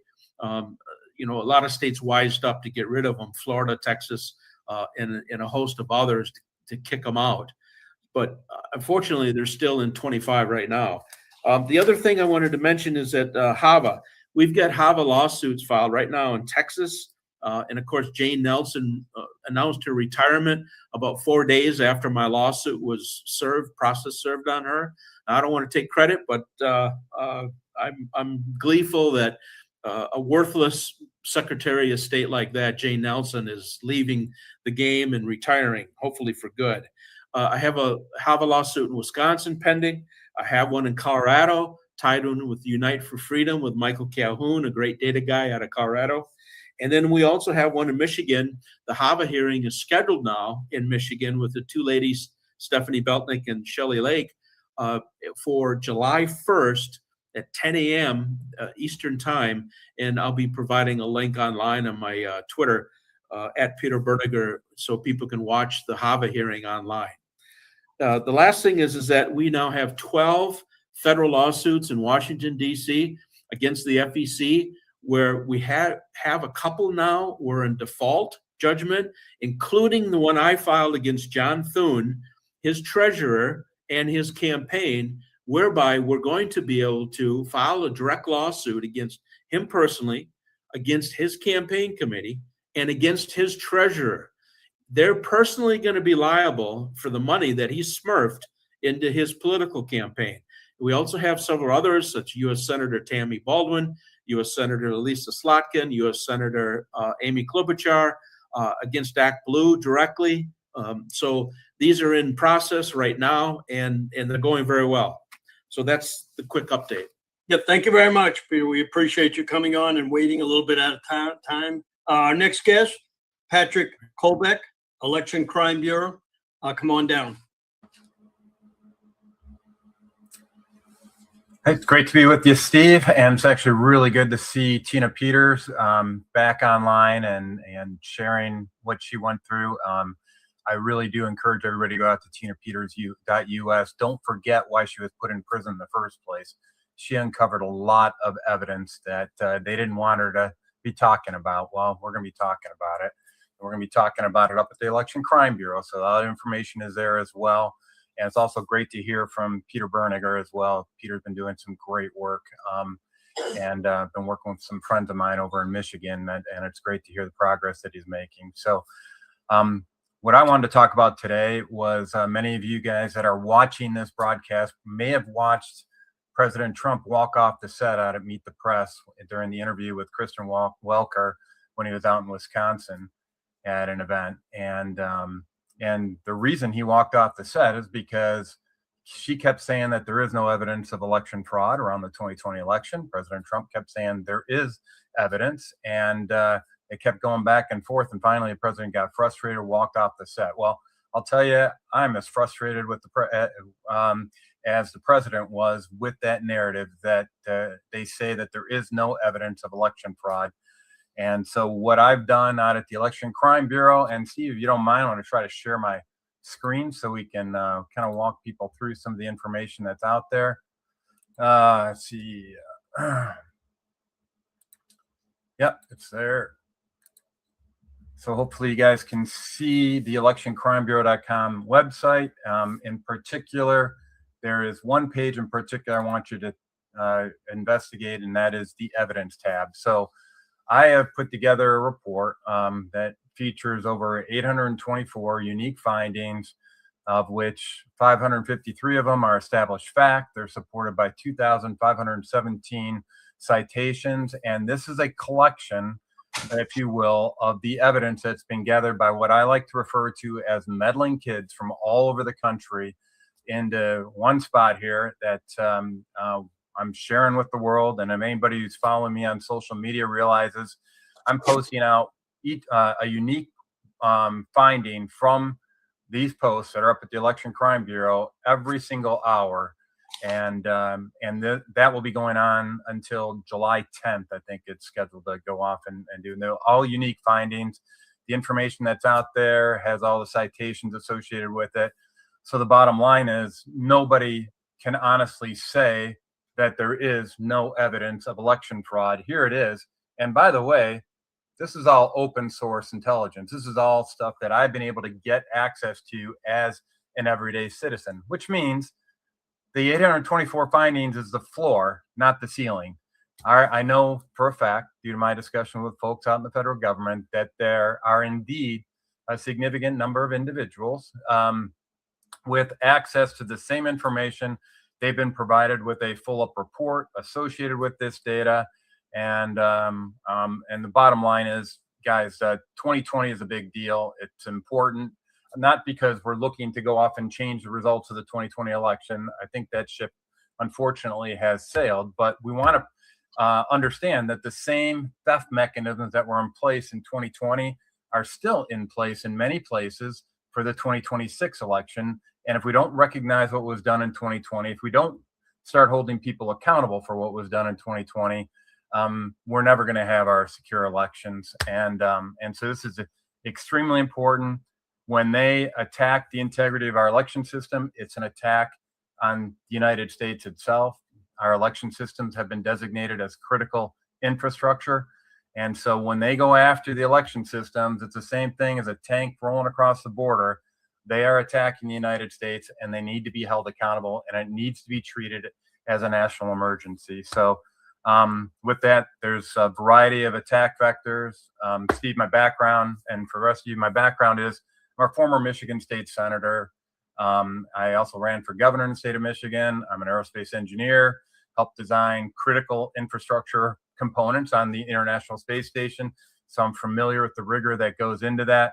I also work with the Department of Defense, working on wargaming simulations. So very technical background. So I typically like to focus in on the machines and the election record mismatches. But there are so many other facets to the theft of the 2020 election, most notably information control and the role that this organization called the Election Integrity Partnership plays, which was revealed in a report by the Weaponization of Government Committee and out in Congress. So it's not conjecture. So we take that and a total of 10 different attack vectors, look at them, provide the evidence for everybody. And this is intended to serve as a predicate for criminal investigations with these federal investigators. It's also a mechanism to get these new investigators spun up quickly on all the different facets of election fraud, because when these federal investigators come on board, they're not necessarily up to speed on our elections and how they've been manipulated. This is intended to be a nice little primer for them in that as well. And that's why I broke all these findings into, over 800 plus bite-sized chunks. The full-up report on this is 799 pages, and not one of these guys is going to read something that big out of the gate. So this is set up so you can break it down into whatever your topic of interest is, including you can look at a very robust search capability on it. So if you want to dig into what's going on in Act Blue, I've posted all the stories that I've been able to find regarding Act Blue in here, for example, and you can go off and dig into it on your own. So with that being said, just wondering if you had any questions, Steve. No, that's it. Thank you very much. We're running a little bit late. We're going to get on Nicole Ambrosi from Maryland, and then we'll have Peter Tickton on. I see Peter in the background there. Nicole is the chair of Maryland. Am I correct? I'm National Committee Woman for the Maryland GOP. All right. National Committee Women. Come on down. There we go. Go ahead.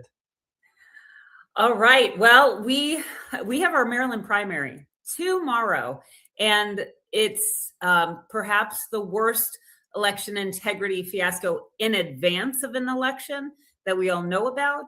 Essentially, back in May 15th, the State Board of Elections said, we accidentally sent out 500,000 ballots. We're not really sure who got the wrong ballot.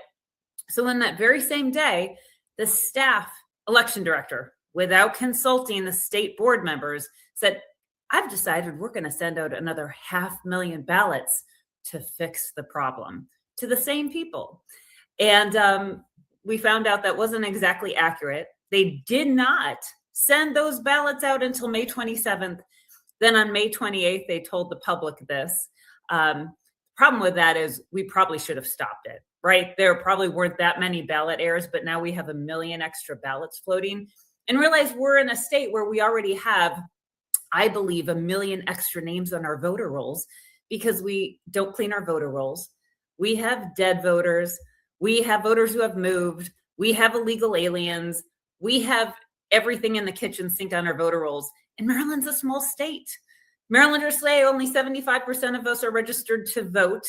And yet we have 4.3 million people on our rolls. It should be closer to 3 million, according to how Marylanders identify ourselves as voters on our voter rolls. So we kind of have a double whammy in this primary that we're going into, where we have these dirty voter rolls and anyone can order a ballot. All you need is name, address, date of birth, and you can order a ballot in this state. There's no signature verification. There's no voter ID. And then we have these extra million ballots on top of that floating around. And the problem with it is normally they should just take a replacement ballot, but they said, oh no, we'll count first round ballots and replacement ballots. So these are problems.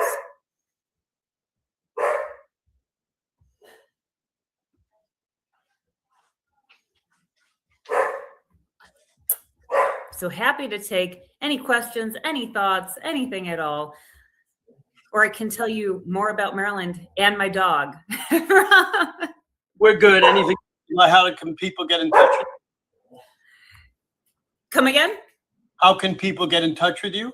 Oh, right. So I am on Twitter at Nicole Ambrose. So it's Nicolee Ambrose, Ambrose. I'm on Facebook at Nicole USA. If you know a Marylander, if you are a Marylander, if you are having a problem, we have an election hotline where we want people to tell us what their problem is. We have all these voters that are disenfranchised, right? They said they never got a ballot at all, even though they ordered one. They only have the wrong ballot, or they've gotten 3 to 8 ballots for one person. We have every problem imaginable. So we can't help someone if we don't know what the problem is. So we have, if you go to our Maryland GOP website, www.mdgop.org/election hotline, we have a little form, fill it out, tell us what's going on so we can help you. We're staffing it. We have lawyers staffing it. We have a whole team of folks. And our big goal is just to do whatever we can to help voters, because this is no Marylander's fault, right? This is a state board of elections who's supposed to administer free, fair, and transparent elections that keeps making really grievous errors. And the only people who are at a loss here are Marylanders, because we just, if we were just confident in the outcome of our elections, people wouldn't be complaining, right? We'd be happy. We'd be fine. But when you have all these extra ballots floating around, and then you add on top of it that anyone can order a ballot, it's a bit of a problem. For sure. Well, I love Maryland. My 2 daughters played tennis for Maryland way back, and my granddaughter's going to Maryland now. So thank you very much for coming on. Keep Maryland a little bit to the red. I know it's all the way to the blue, to the green, whatever. So we appreciate you coming on. And thank you very much. Thanks. You got it. Our next guest, my good friend, Peter Tickton. But before he comes on, I'd just like to say, as you know, I was on Steve Bannon this morning and we promoted his shirt, the War Room shirt. Take a look at this. It's a great t-shirt. My son designed it with his designers. 250th anniversary. Go to standwithbannon.com to get your shirt, or go to the flagshirt.com for your 250th goods. Thank God we're doing good. As you know, I spend most of my time on politics, gave most of the business to my son, so that the family can do good. We ask everybody to get us a shirt for the 4th of July. It's coming up real quick. A lot of people wait and they can't get it. So without further ado, one of the most famous guys in this country who helped Tina Peters get out of jail. He spent a lot of time, and we're asking everybody to donate because I know Peter hasn't got a penny yet. So go to tinapeters.us. We love her. Everybody heard her. If you didn't hear her, you can go to Stern American Rumble later. So Peter, come on down. You got the floor.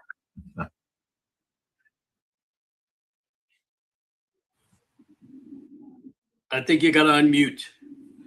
Thank you so much, Steve. Yeah, that's true. So I put the other lawyers ahead of me, and I'm fine with that. But by all means, please go to tinapeters.us. Not just because the lawyers need to be paid, but also it it helps support Tina Peters as well. There's different things you can donate to. I don't know who your guest was. I caught the tail end of what he was saying two speakers ago. And what I really appreciated of what he said was that getting into our election system surreptitiously is the same thing as coming into our country with a tank and trying to take us over militarily. Only it's so clever. It's what they could do. They want to defeat us. The world is envious, not only envious of us, but for some reason they just want to bring us down.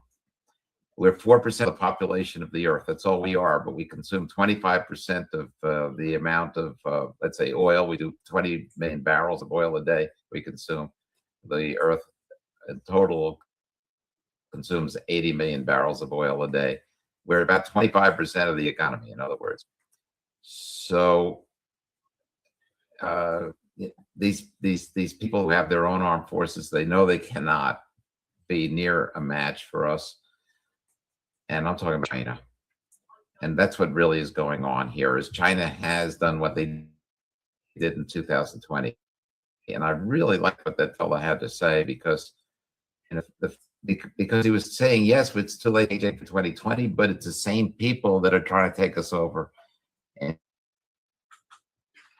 2026. He's right. Just because Donald Trump was able to win because we were able to compromise the data center in Delaware, that's the only reason that he was able to get elected. Otherwise, the machines would have ruled the day. But the fact that he won, that doesn't mean that anybody left the planet. Those people are still here, and they're still doing what they did before and what they're going to want to do again. Only now there's a nightmare scenario that's out there. You know, first of all, they're participating, they're active, I should say, in the primaries.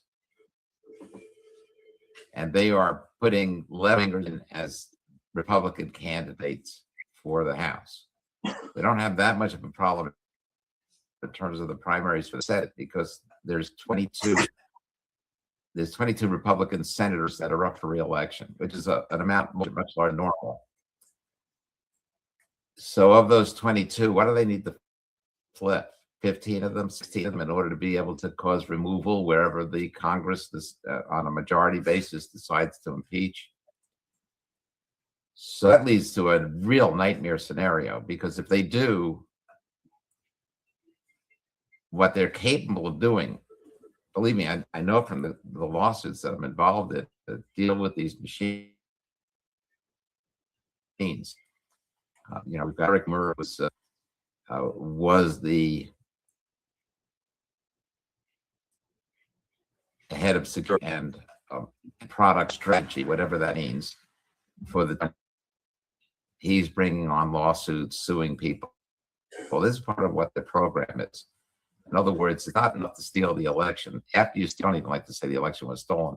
The election was rigged. The country was what was stolen.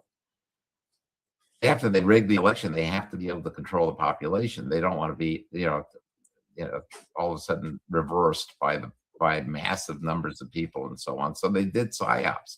That's what the whole January 6th operation was all about. And this is what we're working on now in terms of January 6th. But the nightmare scenario is where they flip a sufficient number of senators, and then, of course, what's the next order of business? We're talking about 62 days later, not a long time, any 2 months later, we have these people swearing their oaths and sitting in their seats in the House and the Senate. So what would be the first order of business for them? By the way, that's 62 days. It really goes fast, because don't forget, there's Thanksgiving in it, there's Christmas in it, there's New Year's Eve in it, and it's only 62 days. So whatever action would be done, we need to prepare for that in advance. And if that scenario were to come true, then there would be no choice.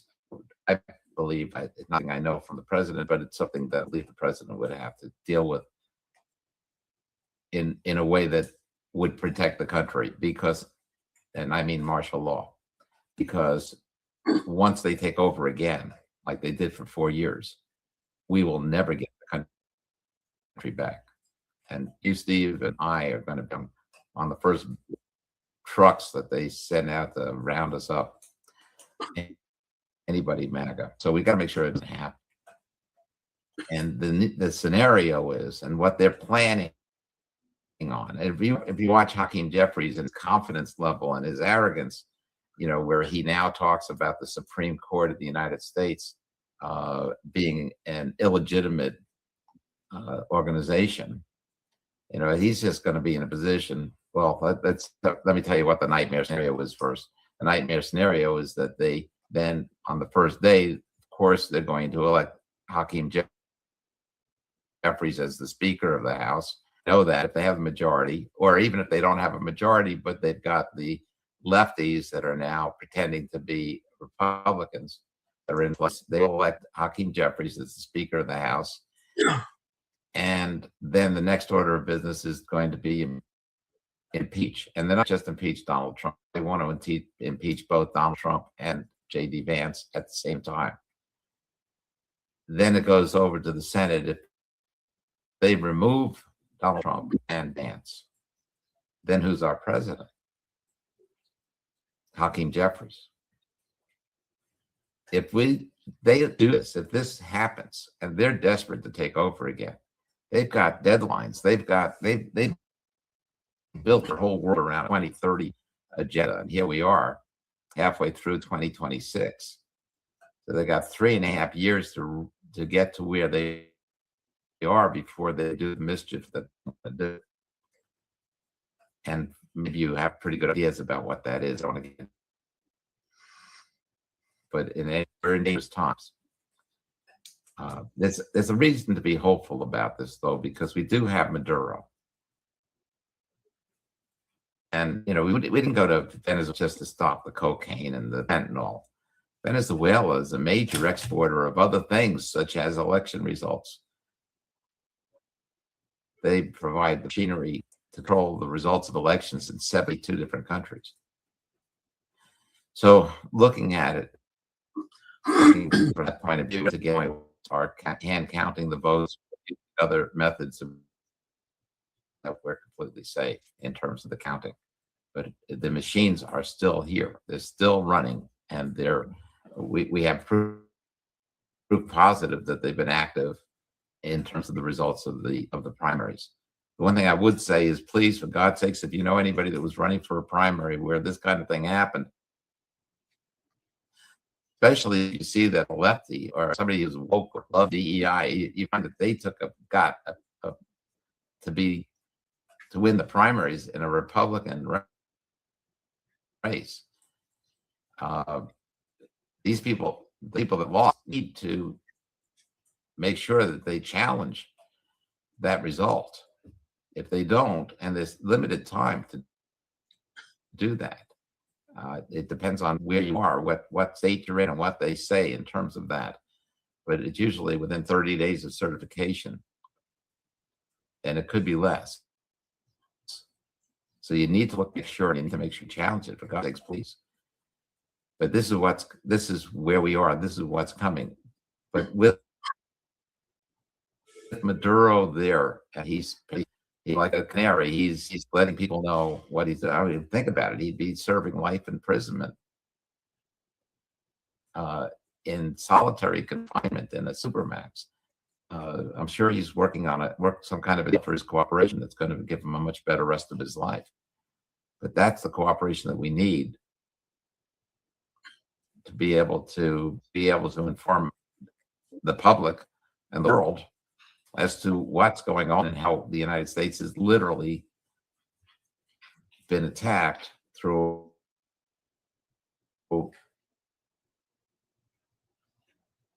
serendipity.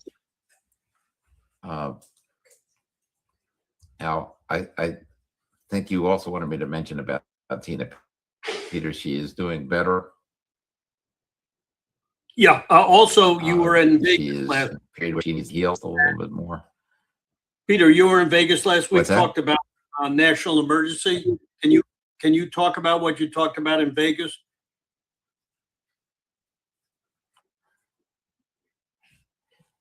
Okay, yeah, you came in a bit broken up, Steve, but in terms of what we're going to need, yes, we do need that. But at this point, it's getting to be too late in terms of the fact that in the primaries, there are a lot of people in the primaries that are coming into play pretending to be Republicans when in fact they're complete lefties. And even if we fix the whole system and had hand counting going forward, there's still a problem that somehow we have to go back and fix.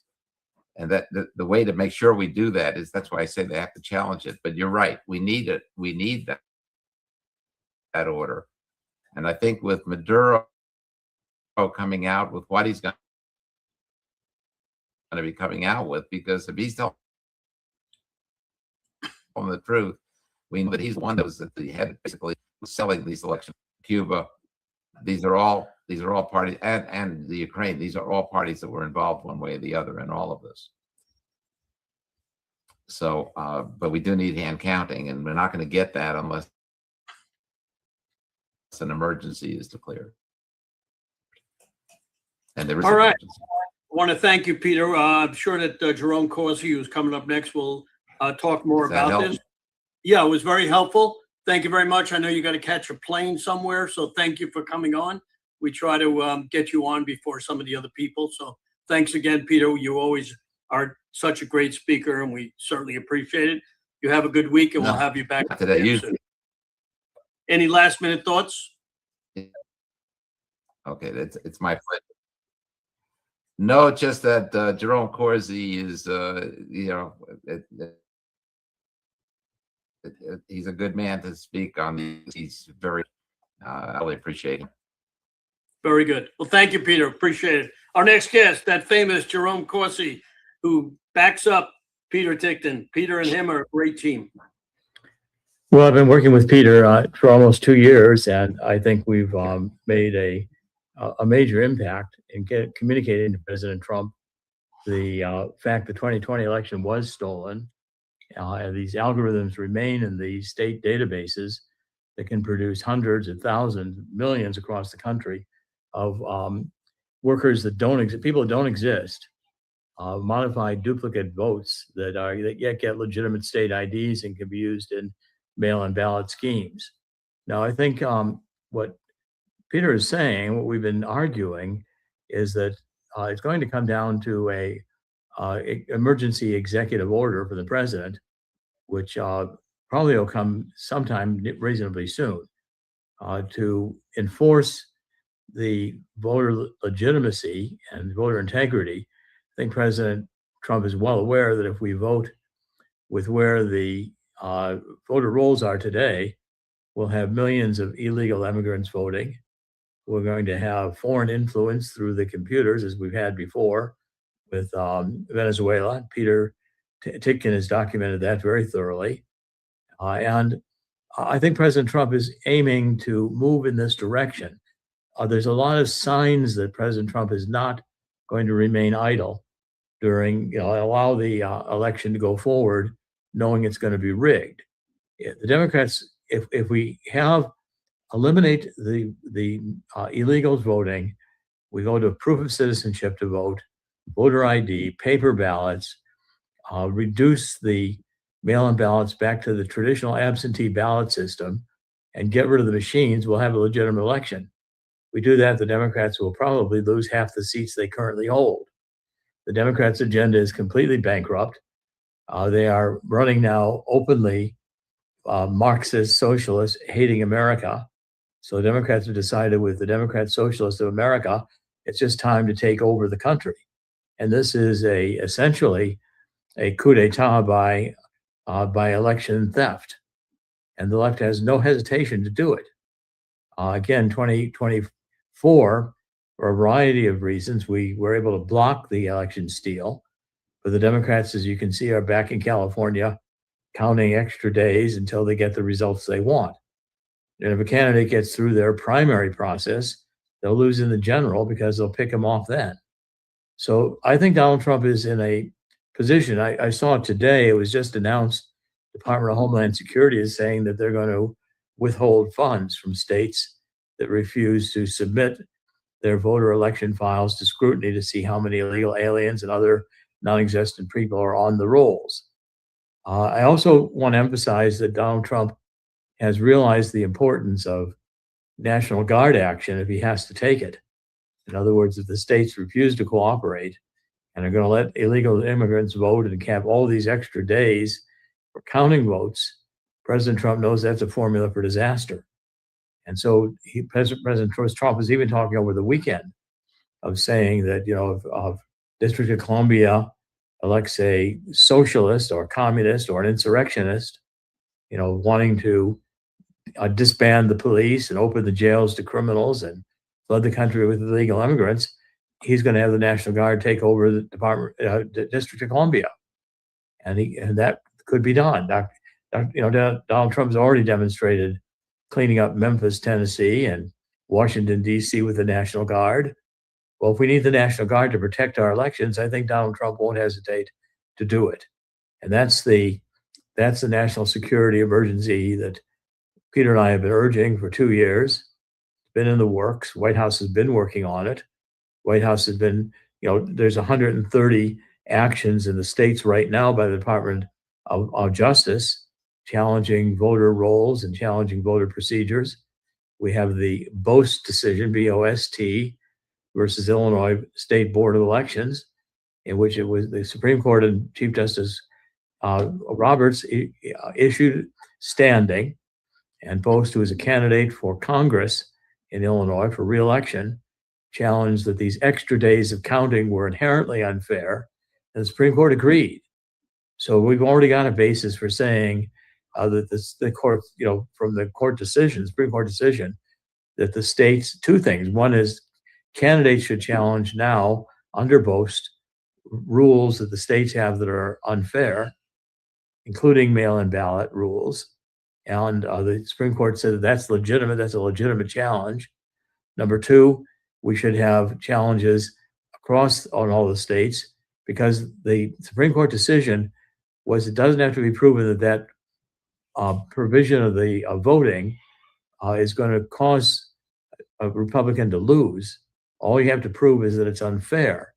And the court, Roberts said it's like judging the winner of a 100-meter race by allowing the race to go to 103 meters until the person you want is won, and then you call the 100-meter race over. Well, it's not fair, and it's inherently wrong, and it's designed for cheating. I don't think the American people are with the Democrats. Kamala Harris is still doing word salads, and you've got all the Democrats out there with policies mutilating children that I don't think the American people, this is not a hard left Marxist country. We may be a center left country, but we're not a hard left Marxist. And now that, Trump has gotten, I think, the situation in Iran at least stabilized enough that we can reduce oil prices by opening the Straits of Hormuz. I'm completely confident Trump knows what he's dealing with in Iran. And if it takes the third round of warfare, that can occur against Iran after the election. But right now, I think Donald Trump wisely is getting the economy on even terms. We'll get gasoline under $2 a gallon by the time we vote. It will make a big difference. Donald Trump is a brilliant politician. He understands what the risks are here. And I don't think Donald Trump intends to be the last president of the United States. I think Donald Trump intends to do what he set out to do, which is to make sure that the elections system is fair. And if that takes an executive order, so be it. And if it's a national security executive order, the courts can't intervene. It's going to take too much action from Congress and 2/3 votes in the House and Senate to overturn a national security executive order declaration by the president. And Donald Trump comes on and says, we've got that, and states that don't cooperate are going to be supervised by the National Guard. I think even California would have to pay attention. But clearly, the Democrats intend to steal. They intend to win the midterm elections. They intend to depose Donald Trump. They don't care what the American people think or want. It's a raw, basic power move by a Marxist radical group that does not reflect the traditional Democratic base. Democratic Party has lost its franchise. It's in the wilderness. It's going to get more and more insane before Election Day. President Trump is going to be holding a big national convention type event. It's usually reserved for the presidential elections. He's going to be out campaigning. I think we've already seen the influence of Donald Trump in elections in the primaries. But I do not believe Donald Trump is going to allow the country to be stolen from within by a group of radical, I think, essentially revolutionaries who intend to destroy the United States, destroy belief in God, break up fundamental families, and have the United States be reduced to a second or third class nation. So I remain confident in Donald Trump, and all the evidence I have and can see is that Donald Trump is setting the stage for an election emergency declaration, maybe closer to the election. We still have months to go, but one in which he will be able to use the National Guard if that's required. And that's my analysis of it. I think Peter and I work very closely together. We continue to do so. And I encourage Donald Trump and to, I'm sure, guide the country through an election in which these radical Democrats get the loss that they deserve. Thank you, Steve. Yep, thank you very much, Rum. You're a great speaker, and you gave us a lot of good information. Melissa, you want to put your face on here? I want to introduce Melissa, my assistant.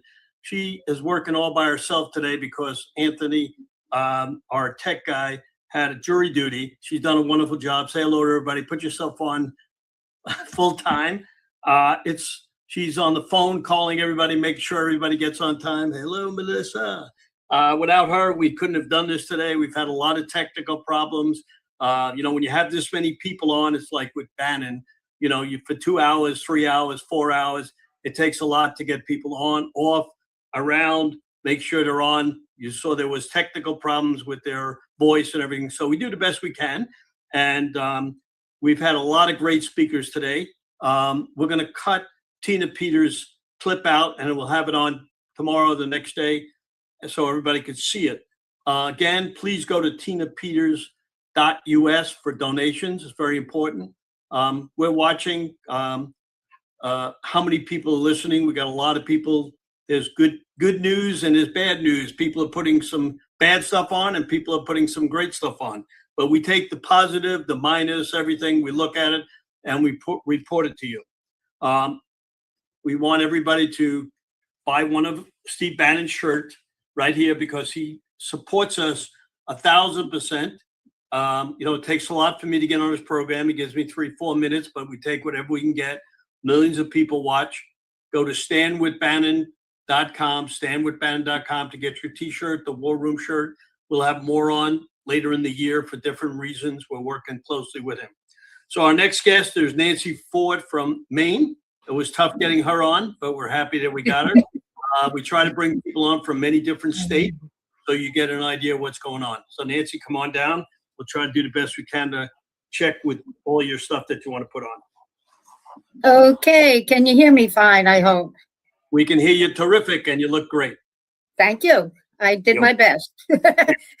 Okay, yes, I'm Nancy Ford. I'm Communications Director for the Maine Election Integrity Network, shorthanded as Maine EIN. For anybody who doesn't know the Election Integrity Network nationwide, although you've had Cleta Mitchell on as your guest often, I believe, Steve. It was founded in 2021 by Cleta Mitchell, and it is become the America's home for election integrity volunteers, which we all are. Nobody in our organization has paid a penny. And Maine Election Integrity Network is proud to be part of this network as the Maine Coalition for Election Integrity. We are also part of a member of the New England Coalition, which is a group of state coalitions and partners leading the charge on election integrity in New England under the auspices of the National Election Integrity Network. That said, it seems like Maine is in the news these days for two things. Having a person running for the Senate seat against Susan Collins who has a Nazi tattoo, That seems to be getting a lot of publicity. And the other thing is that we're using ranked choice voting for such a thing as our primary elections here, which took place on June 9th. And if I can get this slide presentation up, we'll all be happy. And I guess I have to say share. I'm not too savvy in doing this, so give me a minute here. It says it's loading, share link. And I guess I just send this. Oh, I have to enter a name or an email address. Can somebody help me here what I'm supposed to do to get this shared? Yes, can you hear me? Now I can. Okay, I made a shareable link. So now. Can you see the screen with the plus inside? With the what? The screen with the plus inside. Hold on, let me get this. Okay, let me close this, pull this down for a minute. What am I supposed to see? I'm sorry. Can you see the screen? Is that like the plus, with the plus sign. With the plus inside. Okay, slides and PDF. Okay, what do I do there? Click there and it's gonna ask you to share the screen. I have a PowerPoint. Okay, it's going to ask you what window you wanna share. Slides. Okay. But it says I have no slides from my computer. Okay, upload from my computer. Upload file. Okay, we're getting there. Sorry, folks. Hold on. I will get this in 1 second now that I got where I need to be, I think. Hold on. Desktop. Hold on. I knew this was going to be a bit of a problem for me here, but we'll get there. And I'll put up the PowerPoint, okay? And open. It says this file is in use. So let me close that down. And then I should be able to okay this and open. It's uploading. Can you report on it without having to slide? Yes, I can. I can start the report without it. Okay, now it's uploading anyway. Yeah, so I first want to say that the report was basically the information that Patrick Davis, who actually camped out. This is on the documented failures in ranked choice voting during our primary election, January 9th, which took all of 11 days to, there we go. We're good. Thank you. So anyway, this is what my report's about. And Patrick Davis is the chair of Maine Election Integrity Network, and he's the one who provided most of the information. He was camped out in the building up in Augusta for most of the time of the 11 days until, 2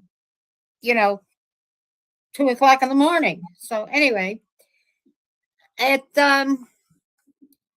is a cautionary tale for everybody who's even considering using ranked choice voting, okay?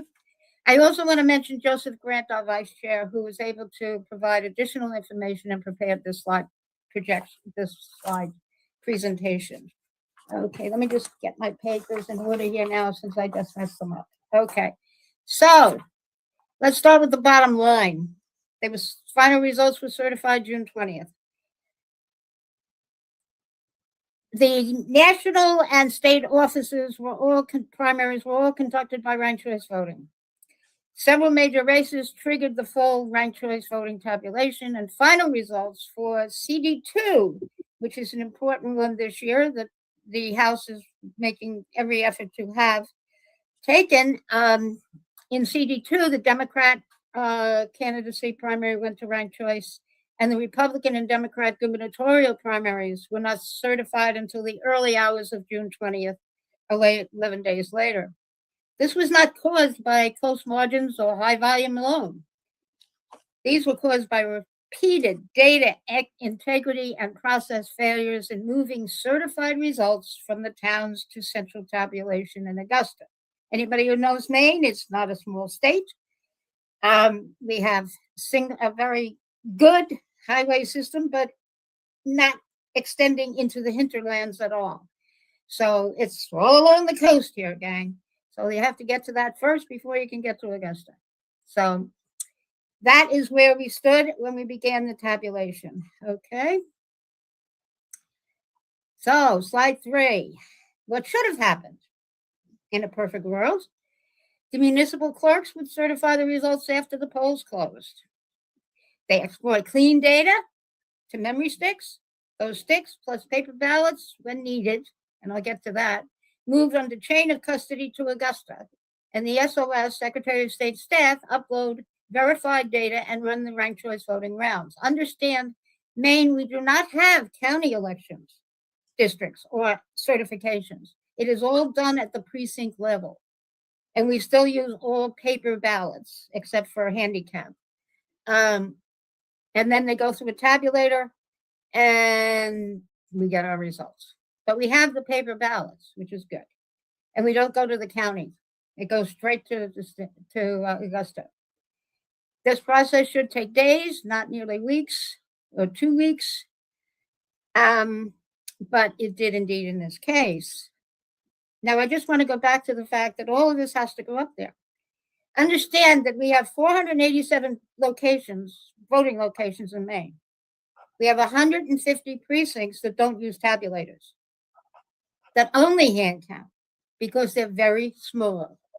They don't need tabulators. So those ballots had to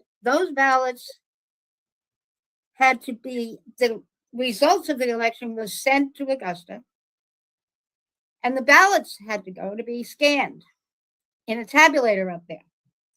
If they were tabulated in the tabulator in Augusta, did not match what was sent by the town clerks, all of those ballots had to be hand counted up in Augusta.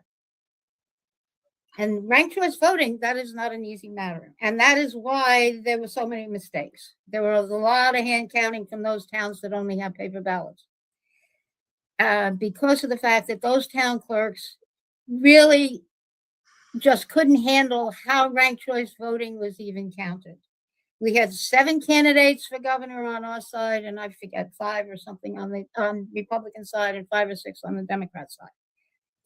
So we have town clerks in very small towns trying to handle ranked choice voting ballots and count them correctly. This sets it up for probably making mistakes. Okay, so we go to slide 4. Oops, sorry, slide 4. What happened really? Okay, memory stick failures, multiple towns send incorrect data or unusable data. These are some specifics. The city of Biddeford, which qualifies as a city, okay, we don't just have a few cities, we have a couple of extra. And I live in York County, which actually has 3 cities, Saco, Biddeford, and Sanford now, which usually has centralized voting as well in the city hall. So these are not small amounts of ballots. They sent a flash drive with only local results on it instead of the state results, because we were having our town elections. Most cities were holding their local elections as well at the same time. So there were different sticks and tabulators and everything being run. Well, they sent the wrong one. Bath just failed to include one of the drives. Bowdenham drive was unreadable. So those ballots had to be retrieved, sent to Augusta, and rescanned in Augusta. So another town managed to send the test deck of sample ballots on a memory stick along with the certified results. And that caused some trouble reconciling the town count with what they were getting when they were up in Augusta, because they sent part of the test deck along with the sample ballots. So in multiple cases, the Maine State Police were running up and down 95 to retrieve ballots for central rescanning. So that was taking time as well. Nancy, 1 minute. Ahead. Okay. 1 minute. You go. Okay, I thought I had 10 minutes to speak. No? You did. You've already spoken. Okay, sorry about that. All right, so very quickly, I'll go through the rest of the slides in 1 minute. That's fine. That's why I have slides. They occurred while processing data for races involving hundreds of thousands of ballots and multiple candidates, and every error triggered extra verification, test data mixed into certified output. It just went on and on and on, guys. Okay, throughout the process, the Secretary of State's office told nobody anything. But the towns were contacted and confirmed the facts of what was happening. The central office did nothing, no timely accounting of corrective measures taken before the final rounds. And so we have no idea how they got to the final rounds. So the process failures, test data, sending wrong or unreadable, when the same categories of errors recur that put the validity of the system in doubt, an explanation that they are routine is not an acceptable response. Maine voters deserve an election system that produces accurate results efficiently and transparently, and the problems documented in June 2026 are unacceptable. And this is what we get to look at. This is our tabulation, if anybody wants to try to figure that out. I've done some counting on it and so forth. The person who won the first round in the Republican won the election by approximately the same margin, even after 9,000 ballots were thrown out, as they had won in the beginning, and we could have stopped at the first round. Unfortunately,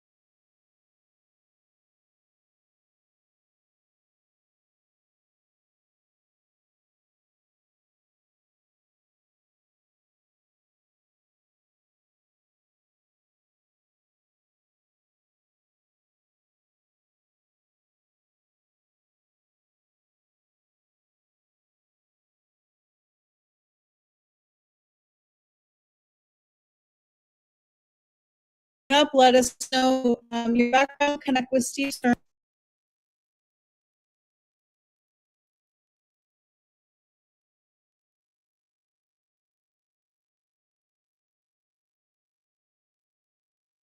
Because the more opportunities people have to develop the relationship,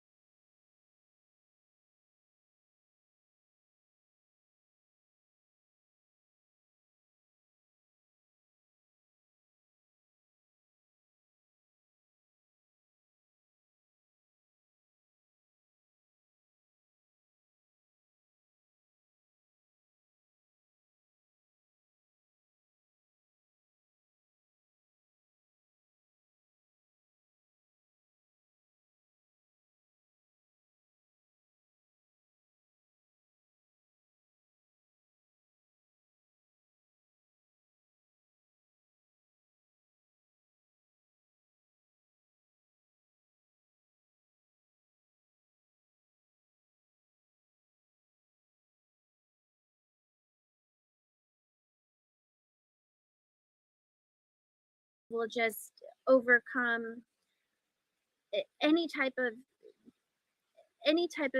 anything that's hindering the fairness of the election, because the precinct strategy is a way to overcome that.